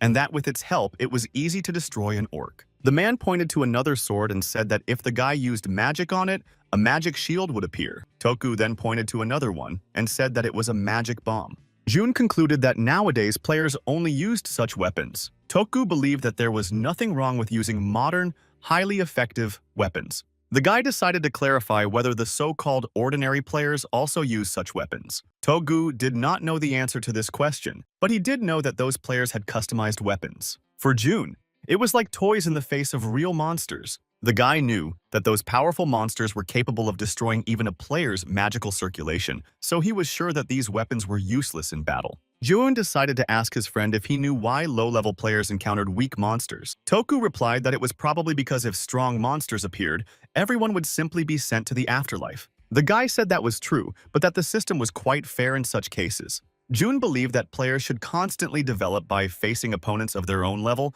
so that they would have a chance of surviving in the future. Toku realized that his friend apparently believed that this weapon was ineffective against strong monsters. The man admitted that players who relied solely on this weapon would never achieve anything worthwhile. However, Toku believed that one could not rule out the fact that it could be useful for capturing some gates. Juwon replied that his friend might be right, but seeing a regular sword in the corner, he decided to demonstrate something. Toku confirmed that although this sword was made of new, high-quality material, it had no special abilities. Jun no longer spoke loudly, but decided to demonstrate everything to his friend more clearly and use the sword for its intended purpose. Tokugu did not expect anything like this and was very surprised by what Jun showed him. Jun believed that the world had become so interesting, but that all these toys were blocking the player's unlimited potential for growth. A large crowd had gathered in a special area near the gate, as everyone was interested in this event. There were many reporters and players gathered at this place, and they were all in anticipation. Ms. Shu told Jun that there were so many people because everyone was very excited about the upcoming mission to capture the heart of the Flame Fox. The girl told the guy that 26 other players would be entering the gate with him, and some of them had been sent by the guild. Jun didn't seem very interested in this information and was more fascinated by the lavender tea he liked. Jun casually said that after his return, he wanted to try this tea again. The guy also said that tomorrow they would need to get up early in order to prepare, and Ms. Shu didn't quite understand what he was talking about. The guy smiled and explained that they should prepare well because after the gate was captured, he would be inundated with orders. As soon as Jun got out of the car, reporters immediately began asking him questions. They were curious to know if he was really carrying out an assignment for a famous person from the Manhwa group. The guy was asked many other questions. Some players were not very happy about the appearance of the top player because all the attention was focused on him. They couldn't believe that this skinny guy had actually managed to capture the gate twice, and even his weapon looked too old-fashioned. A few minutes later, The interview was over, and one of the guys told all the players to quietly gather together. All the players were fully armed and ready to set off. They were all given the order to move out, and one by one the guys set off to conquer the gate. It was recorded that at 11:28 in the afternoon, the players entered the burning dunes. The guys immediately discovered that they were surrounded by a continuous desert. One of the guys got everyone's attention and asked them to listen carefully. The guy introduced himself as Cha Minu and said he was a member of the Korean Guild of the 13th rank, Cheonhae. Most of the players were very surprised to learn that Cheonhae was participating in the raid. Min informed everyone that it was impossible to cope alone in such a place. The guy explained that at a gate of such complexity, they needed to avoid conflict so as not to endanger each other, and that was why he wanted to make an offer. Min informed everyone that the Cheonhae Guild was offering 10 million won to anyone who followed their instructions during the raid. In return, the Cheonhae Guild wanted to claim the main prize, which was the heart of the flaming fox. Many were outraged that the guild wanted to take the main prize for themselves and only offered them 10 million won.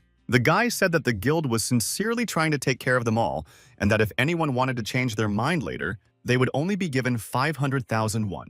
After these words, almost all the players started shouting and saying that they agreed to the proposed conditions.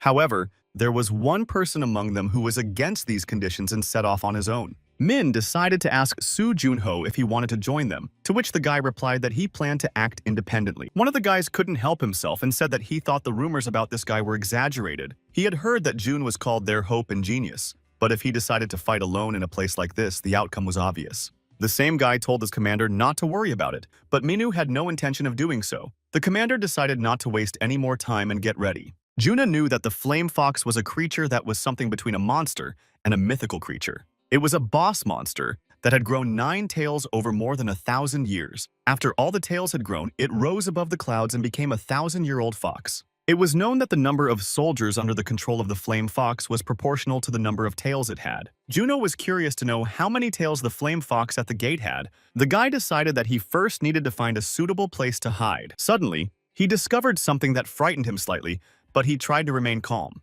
A bunch of foxes were rushing toward them, wanting to get even with their guests. Minu told everyone not to panic and wait for his command. The guy learned from the deputy commander that there were about 30 of these creatures. All the players were ready to face the danger head-on, because that was exactly why they had come here. A few minutes later, Minu gave the order to lay out the weapons specially prepared for such creatures. The players carried out the order in a matter of minutes, finding themselves in the center of it all. The foxes that reached the designated line felt the full force of these weapons. This happened to every monster that approached a certain perimeter. The guys were thrilled to see that their weapons worked perfectly. Minute looked at the monsters and said that they got what they deserved, because it was no longer the Stone Age with primitive weapons and traps. The guy wished that these creatures could see the power of the technology of the second floor of humanity. One of the guys reported to the commander that they had already destroyed more than half of them, and believed that if they continued in the same vein, capturing the fiery fox was only a matter of time. Min said that he really hoped that the guy was as good at killing monsters as he was at talking. Some players realized that they had been nervous about these gates for nothing, because there was nothing complicated about them. In their opinion, it was all because they had joined the Cheonhae Guild. A few minutes later, they were all covered by someone's shadow, and it was something very, very big. Looking up, they saw a fox of enormous size towering majestically above them. This creature saw what all these people had done to its kin, and it enraged the monster greatly. The players encountered the boss of the Burning Dunes, and it was a fiery fox who wanted revenge on her offenders. The guys saw that this monster had 9 tails, and the horror was reflected on their faces. They realized that they were facing Kumiho. Everyone knew that the only fox that the Dark Ghost could defeat had 6 tails, and this creature had 9. Minu ordered everyone to pull themselves together immediately, focus, and stay in formation. The players prepared for battle, comforted by the fact that the Cheonhae Guild was with them and that they would surely be victorious. Min thought about whether the monster would be killed by a blow to the heart or the head. The guy was sure that the trap he had prepared was several times more powerful than the ones they had used before, because if you fell into it, there was no way to escape. Min had no doubt that today he would be able to catch the flaming fox and thus surpass the grim ghost. The creature no longer stood idly by but decided to release a large jet of fire. It was a powerful attack that not everyone managed to escape, and Minu was simply in despair. The boy only now realized that all their weapons, traps, and strategies were useless, as none of them had worked. Minu began to understand that defeating this creature was simply impossible and unrealistic. The Fire Fox was very determined and had no intention of sparing any of them. Minu did not expect that he would soon be sent to the other world. However, a few minutes later, something happened that Minu did not expect. The guy was surprised when Jun suddenly appeared in front of him and blocked him with his body. Min couldn't understand what the guy was trying to achieve, but he thought that this player had no place here and that he should run away as quickly as possible. Jun simply replied that everything was fine and that the guy shouldn't worry about him. At that moment, the monster wasted no time and released another cloud of flames that was no less dangerous than the last. This cloud was so bright that it blinded everyone around, and the remaining guys were already mentally saying goodbye to their loved ones. However, Jun had other plans and a completely different mindset. Using his weapon, he stepped forward to confront the monster. Jun understood that the big mistake all these guys had made was that they had been too hasty. However, he wasn't sure that the Firefox would be satisfied with just that. So he told Min to take the surviving guys and get out of there as quickly as possible. Min was not opposed to carrying out this task, but he also began to worry about So Jun-ho. Juwon replied that he needed to deal with this creature. The Firefox wasn't standing around doing nothing at that moment, but continued to spew fire. They tried to convince Minu to leave and do as So Jun-ho advised, but the guy still had doubts about the rightness of this decision. Eventually, Jun was left alone with the monster and was now ready to destroy it. After being left alone, the guy was ready to have some fun with the Firefox. The creature became enraged after the guy's insolent and confident words. The monster began attacking Jun repeatedly, but the guy, though with difficulty, was still able to dodge. Jun fought the Firefox using all his abilities. After a while, the guy realized that no matter how hard he tried, the fox wouldn't let him get close. The monster was on high ground and attacked the guy from there, not letting him get close. A moment later, the creature released a huge fireball that could have caused a lot of damage. Jun immediately recognized it as a giant fireball, and the guy was sure he wouldn't be able to withstand such a blow. After colliding with the ball, there was an incredibly powerful explosion. A large column of smoke rose from the explosion, and it was impossible to see anything through it. However, the monster was sure that it had destroyed the insolent man. Jun surprised the Firefox by somehow managing to get right in front of the creature's face. The guy decided to take advantage of the opportunity and jumped straight onto the fox's snout. Jun didn't waste any time and decided to attack the Firefox immediately. The boy realized that the strength of this fiery fox was directly proportional to the number of its tails. Jun now wanted to find out what would happen if he reduced the number of tails. The guy decided to get right to it and really hoped he'd be able to do it. Jun was almost certain that once the monster began to lose its tails, its strength would also diminish. On the other side of the gate, it was already late evening, but people were in no hurry to leave. Some even set up tents to make waiting more comfortable, as it had been 10 hours since the players entered the portal. One of them said that the previous team had only managed to hold out for 2 days, and these words angered his companion. He was angry because he felt that this was disrespectful to those who had died that time. All these people could do was hope for the safe return of all those guys. At that moment, on the other side of the fox, things were not going well, as Jun began to put his plan into action. The boy saw how difficult it was for the creature and realized that this monster was probably experiencing something like this for the first time.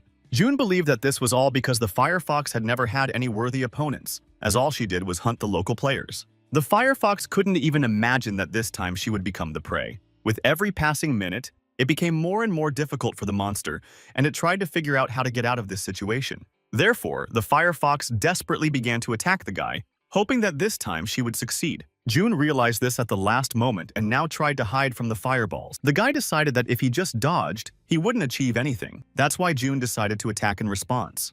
The creature decided to repeat the same trick with a giant fireball, but the guy was ready for it. Jun understood that the Firefox was so angry because it felt that it would soon be sent to the other world.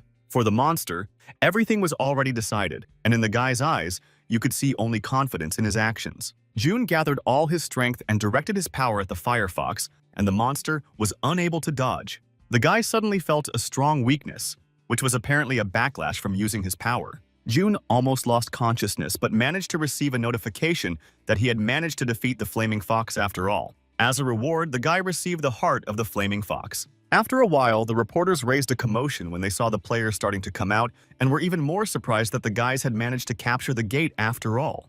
Everyone remembered that the previous team had spent 2 days at the gate and ultimately failed, but these guys only needed 13 hours. Reporters began broadcasting live, saying that the players had started to come out of the gate, which had turned green. Everyone focused their attention on the player who was the first to come out of the gate. They spotted Cha Min-woo from the Cheonhae Guild carrying a guy on his back. Journalists immediately started shouting that they wanted to interview the guy, But Minu decided to hand the injured guy over to the medical staff first. The injured guy who was laid on a stretcher was So Jun-ho, and he looked in very bad shape. First aid was also given to Minu, and the guy was offered to go to the hospital immediately, but he replied that he wanted to do something first. Minwoo thought that he should say a few words to the reporters first. The reporters immediately started talking to him about how he was the team leader and had emerged victorious from the dungeon, and they all wanted Minu to share his feelings with them. Rumors had reached them that this time the fiery fox had 9 tails, and they wanted to know how difficult it had been for June. Minu had previously told them that he dreamed of becoming a hero, and now the journalists were interested in how the young man felt. Min only now felt what it was like to be praised. After all, once you've tasted fame, you don't want to give it up, even if it all happened by mistake. Min remembered how, long ago, his teacher had asked him to come to the front of the class and tell everyone about his plans for the future. The boy confidently began to talk about how, when he grew up, he would definitely become as outstanding a hero as the gloomy ghost. Min remembered all this and wished he could be that hero, but decided to do the right thing after all. The boy told everyone that this place did not belong to him and decided to tell them everything that had happened inside the gates. After a while, June managed to open his eyes with difficulty and now tried to understand where he was. The guy saw an IV drip next to him and realized he was in a hospital, but he couldn't remember how he got there. Near his hospital bed, June saw Secretary Shu, who immediately asked how he was feeling. The girl told the guy that he was in a Korean hospital and that it was 6 in the morning. June replied that he was fine, but he still felt some discomfort in his head. While the guy was unconscious, the girl looked through the orders that had been sent and said that June was right after all, as there were actually a lot of orders. June no longer wanted to stay in the hospital and went to the house of Chairman Choi Pil-ho, as he was sure that they were already waiting for him there. The guy's actions greatly surprised his secretary. The girl tried to stop June, saying that he was still too weak. However, the guy believed that it was necessary to treat the real patient first, because he would always have time to rest later. The chairman was very grateful to the young man for coming so quickly. However, he was worried about June because he had heard from the Cheonhae Guild that the young man had lost consciousness at the gate. June smiled and replied to the chairman that he had simply fallen asleep due to exhaustion. The man led the boys to the door and said that his daughter's room was behind it. June entered the room and saw a girl lying motionless on the bed with an IV attached to her arm. The guy saw that the chairman's daughter was in even worse condition than he had thought. June decided not to waste any more time and to proceed with what he had come here to do. After the guy took out the core, it blinded the chairman so much that he couldn't see anything. Juon immediately apologized to the man, as he had completely forgotten that an ordinary person could be harmed by the heat of the core. So the guy suggested that the chairman wait outside. The man suddenly decided to ask the guy something because he was worried. He asked if it was safe to use such a dangerous object on his daughter, and added that he was just very concerned. June replied that, of course, not everyone was capable of performing this operation, but he had learned exactly how to do it from the grim ghost, so the father had nothing to worry about. The man shook the young man's hand and asked him to take care of his daughter, as she was very dear to him. June assured the chairman that it would only take a little time and that everything would be over very soon. The young man didn't waste any more time and decided to get down to business, so he moved closer to the girl. June saw that the girl's condition was even worse than that of the patient he had treated earlier. So, to start with, he wanted to use the heat of his core to melt the frozen magical power. However, he somehow sensed a medium-level dark energy from the object and saw that he could absorb the dark power using his freezing skill. He then received a notification that his magic points would increase as he absorbed the dark power. It was known that the freezing skill had no drawbacks and was an all-powerful skill used for both attack and defense. June was surprised that this skill was also capable of increasing magic points when absorbing dark power. Even the Dark Guardian skill did not have such a function, and the boy knew that the freeze skill could absorb the dark power that emanated from the 9-yin breakdown syndrome. He was now curious to know if the Dark Guardian skill could also gain something from dark power. June decided that he would definitely have to check this out later. He decided to deal with it later, but for now, he was going to deal with the 9-yin breakdown syndrome. The guy understood that if he didn't hurry, the patient could get worse. June was going to get rid of the dark power that was sealed inside the girl's body. The guy was going to deal with all of this at once and really hoped that he would succeed. He remembered that the last time he was a dark ghost, he had to forcibly melt the frozen magical power using the warm energy of his core, thereby subjecting the patient's body to a high load. However, at that time, the guy had no other choice. But in this situation, everything was a little different. Juun was going to absorb only a certain amount of dark power from the girl's body and was going to do so in order to restore the balance. The guy thought this method was much safer. The chairman sat outside the door the whole time, unable to calm down because he was very worried about his daughter. After a while, June finally came out, and it was immediately clear how much he had spent in that room. With a smile on his face, the guy told the man that his daughter's treatment had been successfully completed. He added that the girl was completely healthy and there were no complications. After hearing these words, the man could not hold back his tears, and they were tears of happiness. The chairman fell to his knees in front of the young man, all because he was so grateful to him for saving the person most dear to him. Already in the car, the girl thought that as soon as they returned to the association, the young man would need to rest properly. The secretary thought that June would still need to refrain from physical exercise for some time. June decided to tell the girl that the mission had been successful only thanks to her. Later, the chairman admitted that he had been thinking for a long time about how to repay the young man, and at first wanted to increase the reward, but he was sure that Juno was not interested in that. The young man replied that he had simply done what he had to do. That is why the man decided to choose a slightly different way to thank the person who saved his life. The chairman said that whenever So Jun-ho needed help, Manhwa Group would do everything possible to assist him. Manhwa Group was the #1 company in South Korea and was currently operating in every industry. The real weapon of this company was the chairman's eldest son, Choi Pil-ho, a master of the Red Tower Guild. It ranked 5th in the Korean guild rankings, and if the players of this guild were called upon at the right moment, they would provide invaluable assistance. June replied to the chairman that he would use this information with extreme caution so as not to damage the reputation of the Manhwa Group. The man said that the young man should let him know if he ever needed anything.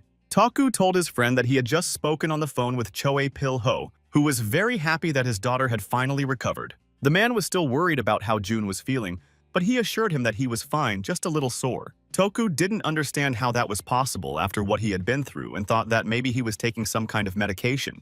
Juon replied that he wasn't taking any medication, of course, but that his energy levels had risen significantly this time and his abilities had greatly improved. That was probably why he felt so much better. The guy decided that now he could finally get to the point and show his friend something. June showed him the very core, and Toku was simply speechless at what he saw.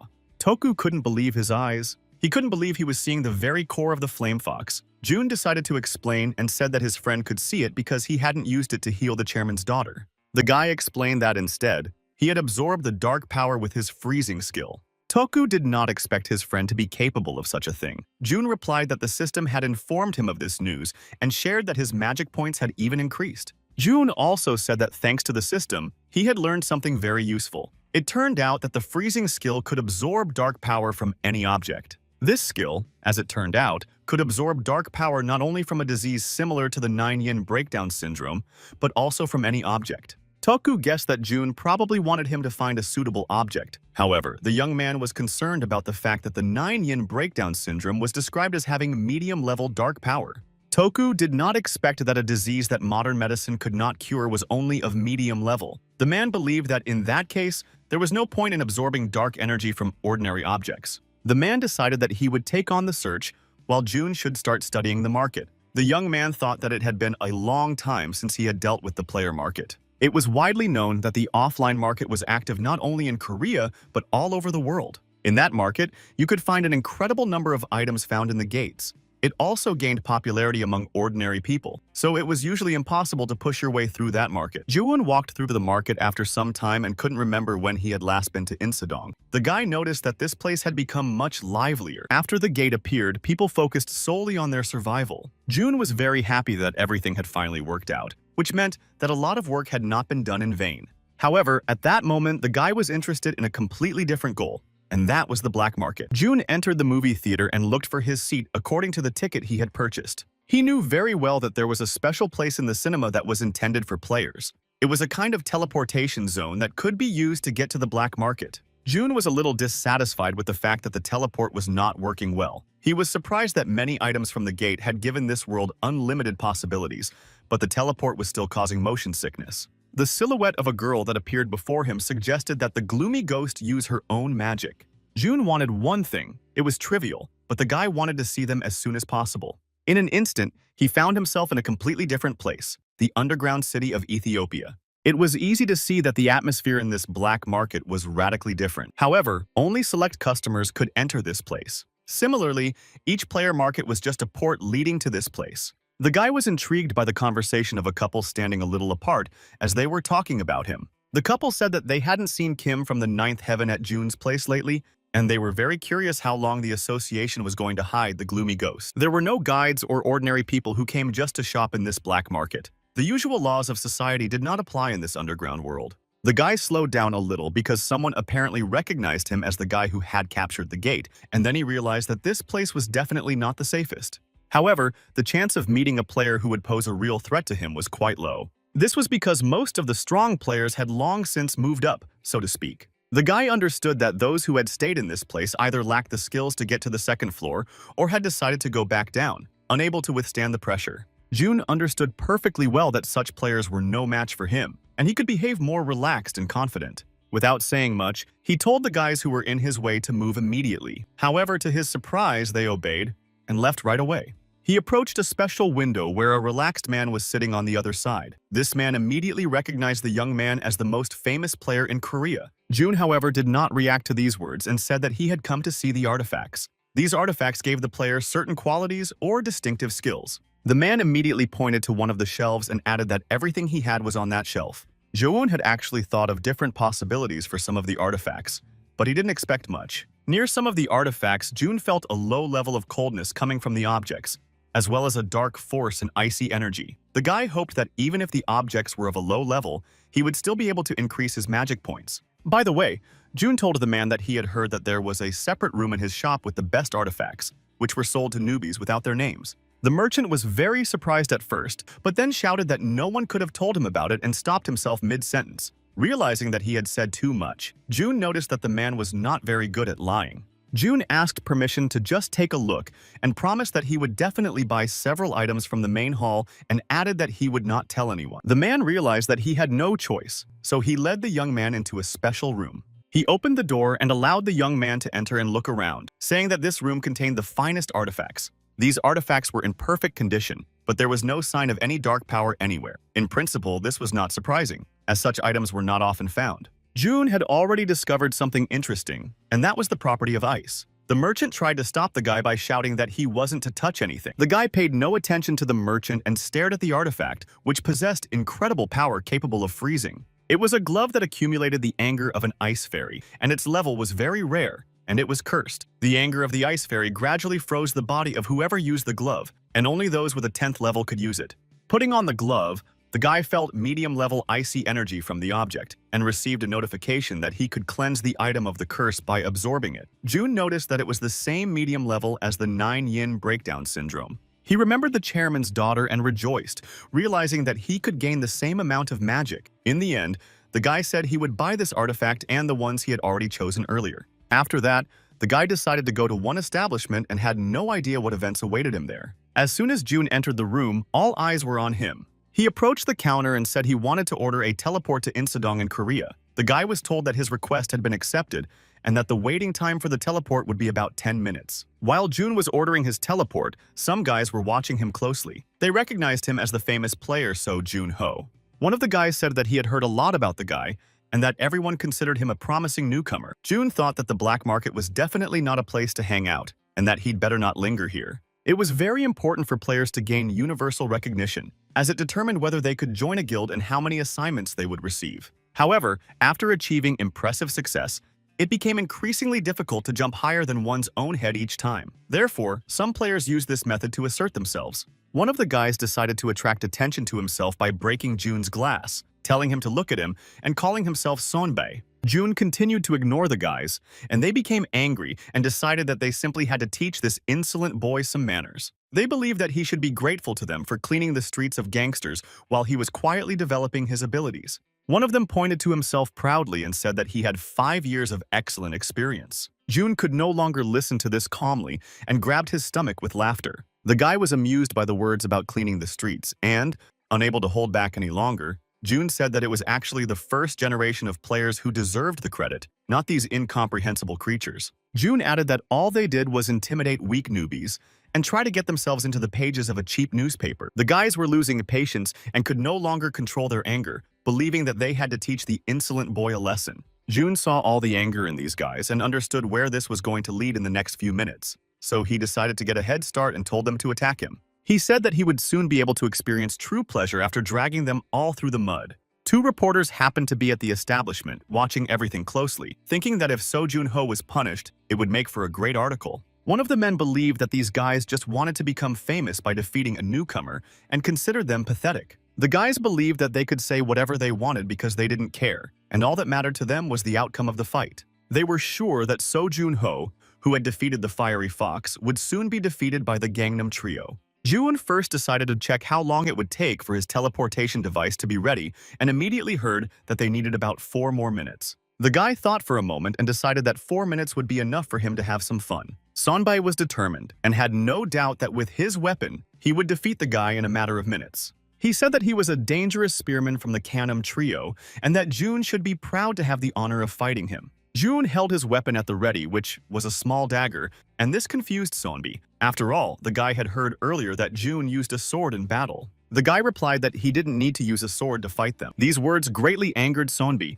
and he could no longer hold back, so he rushed into the attack. Jun easily dodged the attack, and not a single muscle on his face moved, as he was completely calm. He just as easily grabbed his opponent's weapon and immediately attacked back. It was done really professionally and effectively, and in the end, Sonbi lost consciousness. Everyone who witnessed the fight was very surprised, as no one expected such agility and dexterity from Jun. Some guys thought that Sonba was to blame for everything because he fell for the provocation. Another guy immediately stepped forward, ready to replace Sonba and teach Juna a lesson.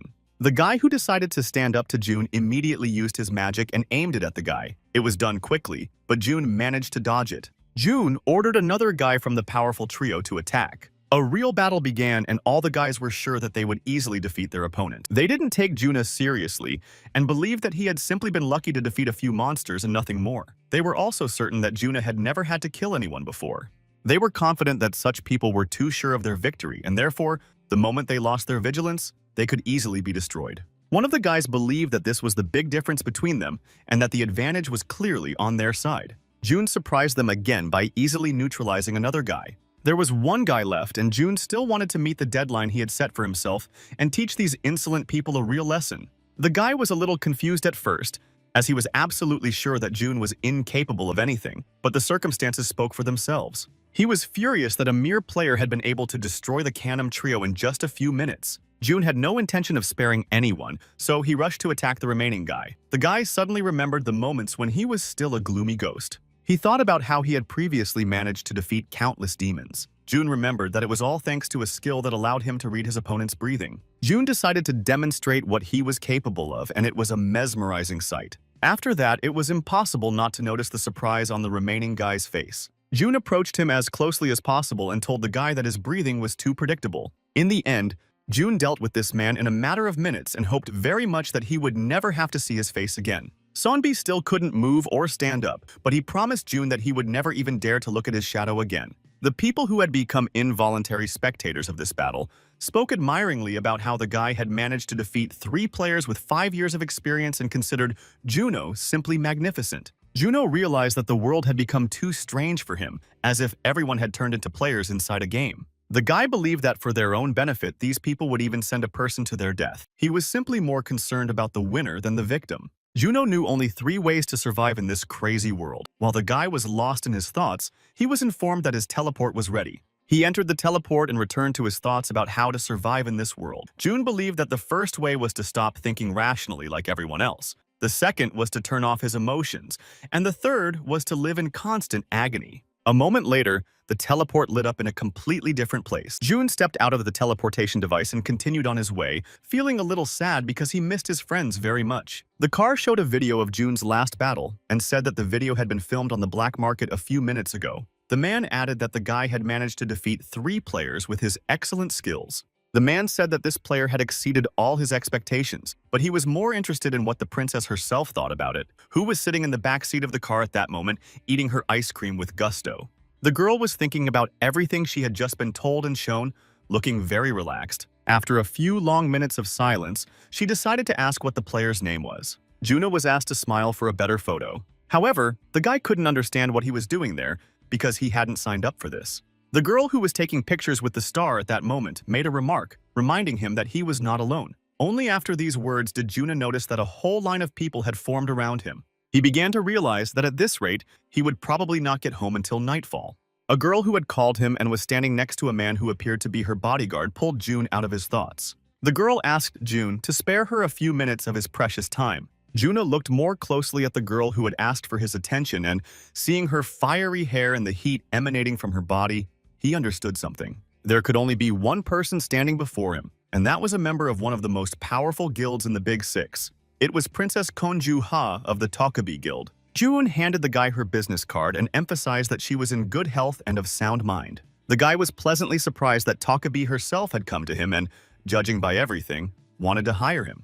The girl suggested that June discuss the job offer at a nearby coffee shop, if he was interested. June was not opposed to the idea, and besides, he really wanted to get away from all the people waiting in line for him. Once they were in the nearby coffee shop, the girl complained about the unbearable heat outside. She also said that she didn't like going outside at all because it was so hot, and now it was impossible to go without a mask and glasses. June actually thought that the princess specialized in fire skills. The girl replied that this was precisely the problem, as she actually preferred the coolness. While the guard brought the girl a cool chocolate cocktail, June thought about how even the demons seemed to be afraid of this princess, even though she looked like an ordinary girl. The same man offered the boy a refreshing drink, which slightly surprised him. June couldn't understand what the Tokabi Guild really wanted from him. The princess invited the young man to join them and told him that the deputy head had ordered her to hire a player named So Junho. She added that she didn't want to waste any time. Jo wanted to evaluate the guy in person, and she told him that he had passed her personal test.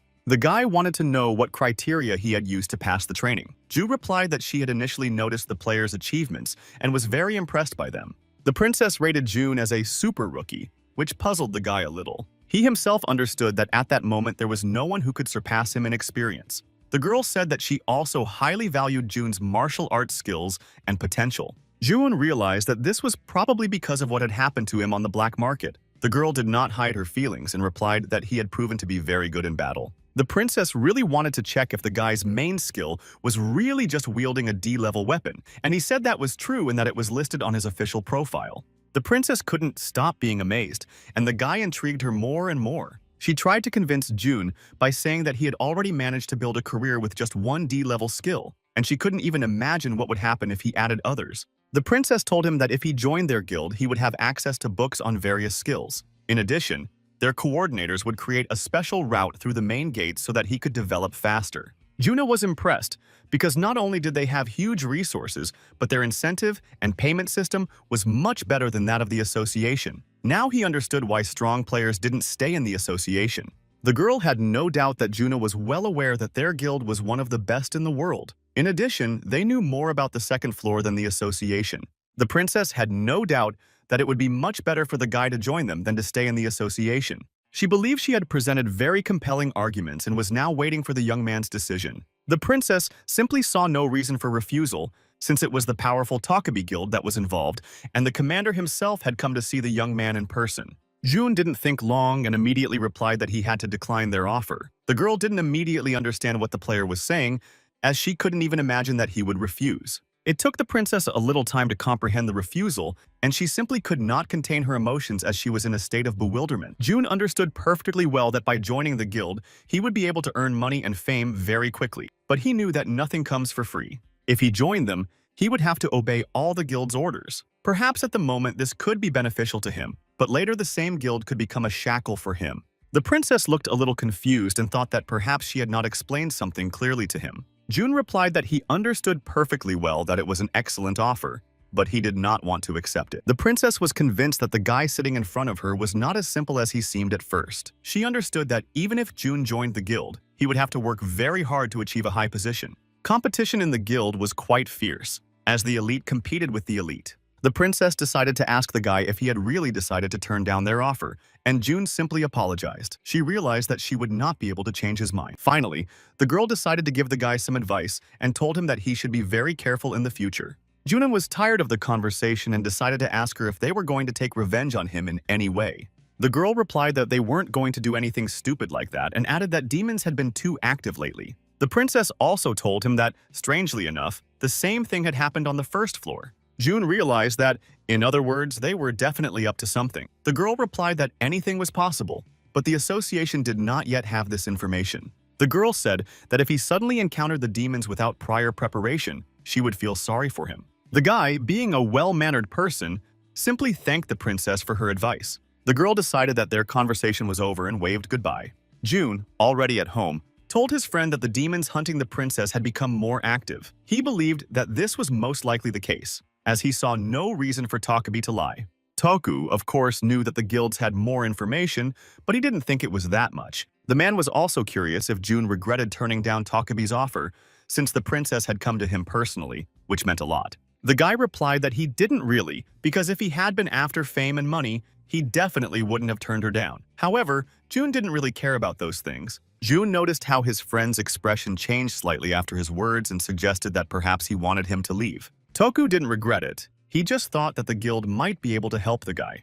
June was sure that if he agreed, the guild would become a problem for him. He felt much freer in the association and therefore believed that Toku had nothing to worry about. The man couldn't contain his joy and emotions, so he decided that on this positive note, they should do something. Toku offered June a new contract and added that he would give the guy an entire floor. The guy was surprised that he wanted to do this right now and wasn't sure if it was even possible. The man replied that he could because he had turned down an offer from one of the members of the Big Six. Toku added that they were currently in good financial shape and that he would do everything possible to bridge the gap. Juna was happy to hear this and thanked his friend for everything he had done for him lately. The young man was about to leave, but then remembered to ask which floor he would be moving to. Toku replied that he could move to the 77th floor. June asked the man to add to the schedule that the capture of the East Sea Gate would take place in a week. Toku couldn't understand why it would take so long at first, but then he thought that it was probably because June wanted to give the demons time.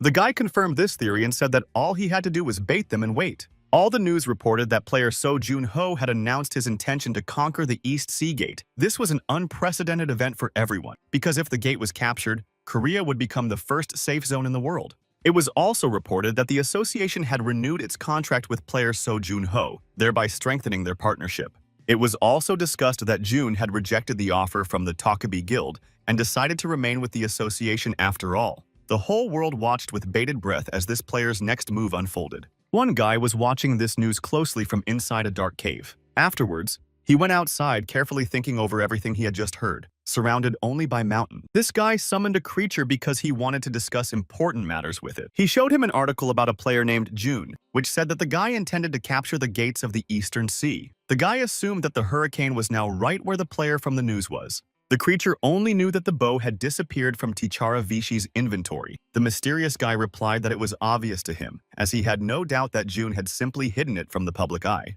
He knew that June had made public the information that the demon had sent India's rising star to the afterlife, so it was only natural that the player would now always be on guard. The creature decided that in that case, he should go down to the first floor, but the guy thought it wasn't worth it since they had no proof. Besides, they couldn't afford to run into the association, especially in the current situation.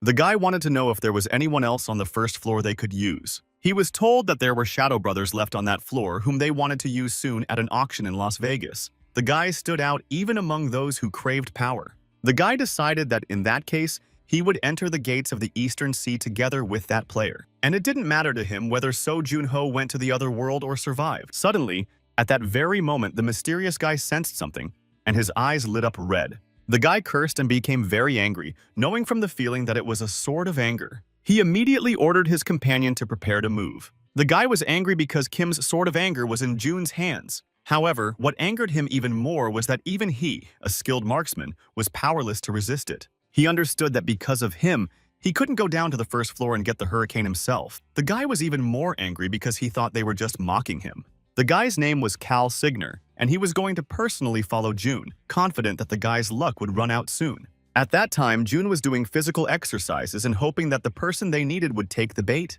The guy started talking about players from America who were Shadow Brothers. He was curious to know if these guys were really going to participate in the capture of the Eastern Sea Gate, and if so, it was all too suspicious for June. June had already asked his secretary, Shu, to find out everything about these guys and do it as soon as possible. At that moment, June decided that it would be useful for him to learn how to use magic while in a state of energy depletion.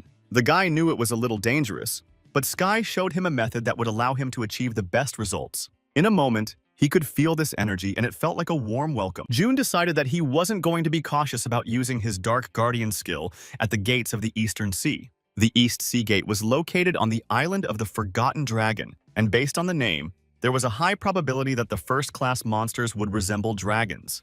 Dragons were one of the strongest species among first-class monsters. June learned the condition for capturing these gates, and it was to eliminate the nameless dragon. He understood perfectly well that newbies would not be able to leave even a scratch on such a powerful beast. He remembered how he had tried to defeat them in the past, but since he had no flying skills, it would most likely still be difficult for him to deal with them. The guy knew that he would have to either grab the dragon's scales and fight it directly, or bring the beast down to the ground. He could only see these two options, but he didn't know which one to choose yet. June received a notification from his secretary stating that all the materials requested by the Shadow Brothers had just been sent to him. The guy simply did not expect it to happen so quickly. It was about the Shadow Brothers, Vincent and Edward, a group of 2 players operating in the United States. They were veteran brothers who had successfully completed over 200 missions and were trusted with the protection of VIPs. It was a special case where both brothers were able to develop their shadow skills. In their homeland, when they were interviewed and asked about the reason for their participation in the capture of the East Sea Gate,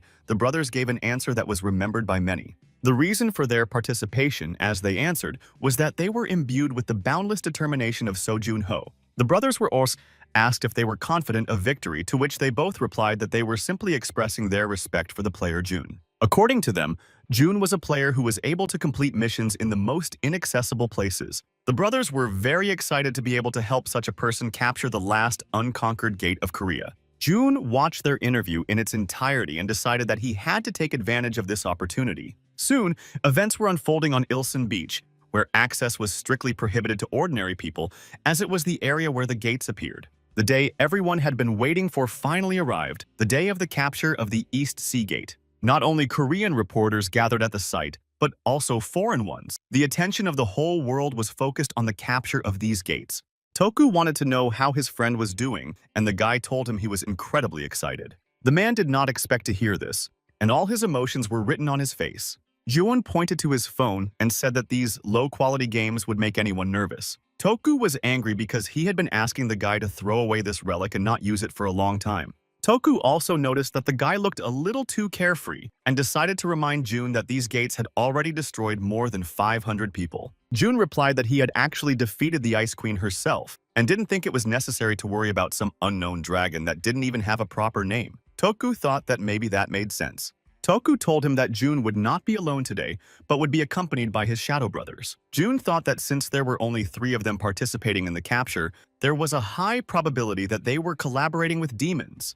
And judging by their profile, the brothers seemed quite strong. The guy was worried that these brothers might attack him from behind. Toku said that unfortunately they had no proof, but the man had a bad feeling and would not mind canceling the gate capture. Juwon asked his friend not to worry so much and added that even if the brothers decided to pull some kind of trick, he had a plan.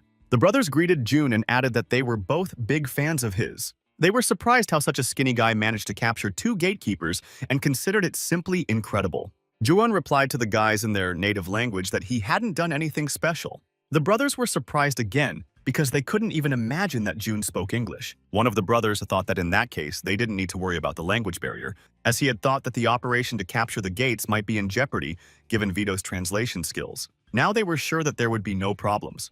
The brothers knew that these were the last uncaptured gates of Korea, and they understood perfectly well how important this was for everyone. Therefore, they promised to do everything in their power. June told his brothers that they shouldn't worry too much, as he had managed to prepare well. Reporters on the news said that players from both countries were currently exchanging friendly greetings. If they succeeded, Korea would ultimately become the safest zone in the world. For almost everyone, the most exciting moment of the gate capture was entering the gate itself. This was because the conditions and monsters waiting inside were still unknown. That is why the players' emotions reached their peak when they entered the gate. However, the risk associated with all of this could not be ignored. The players were so focused on the upcoming battle that they did not expect an attack from behind and therefore could not react properly. The brothers believed that this was the moment they needed to use to achieve their goals. However, one of the brothers began to doubt that now was the right moment to strike Jun from behind. One of them began to get angry that they had missed such a great opportunity and did not notice what his brother was so wary of. Ahead,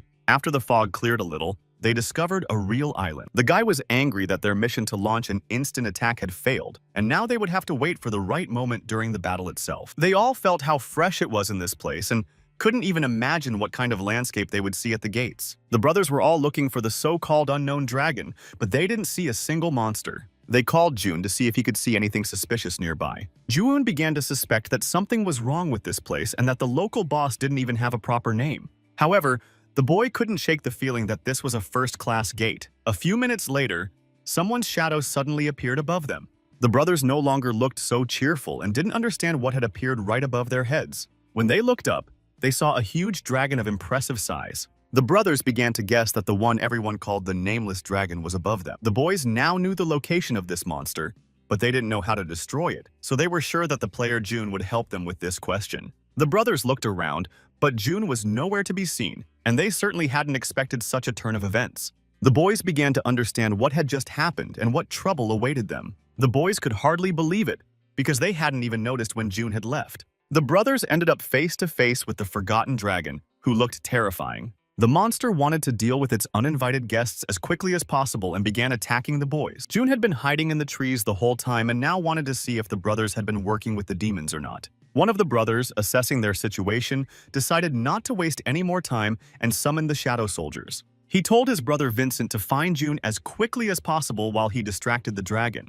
Vincent wasn't sure his brother could handle the task alone. However, Edward decided to remind his brother who he was and told him to just bring June to him as soon as possible. While Vincent ran off to look for June, who had disappeared, his brother began to attack the dragon with all his might. Edward was very determined and hoped that his brother would arrive in time. Vincent ran through the forest as fast as he could, thinking about how long it had been since he and his brother had been in a situation like this. The guy thought that if everything suddenly turned out to be as much of a failure as it had been during the auction in Las Vegas, they would be doomed.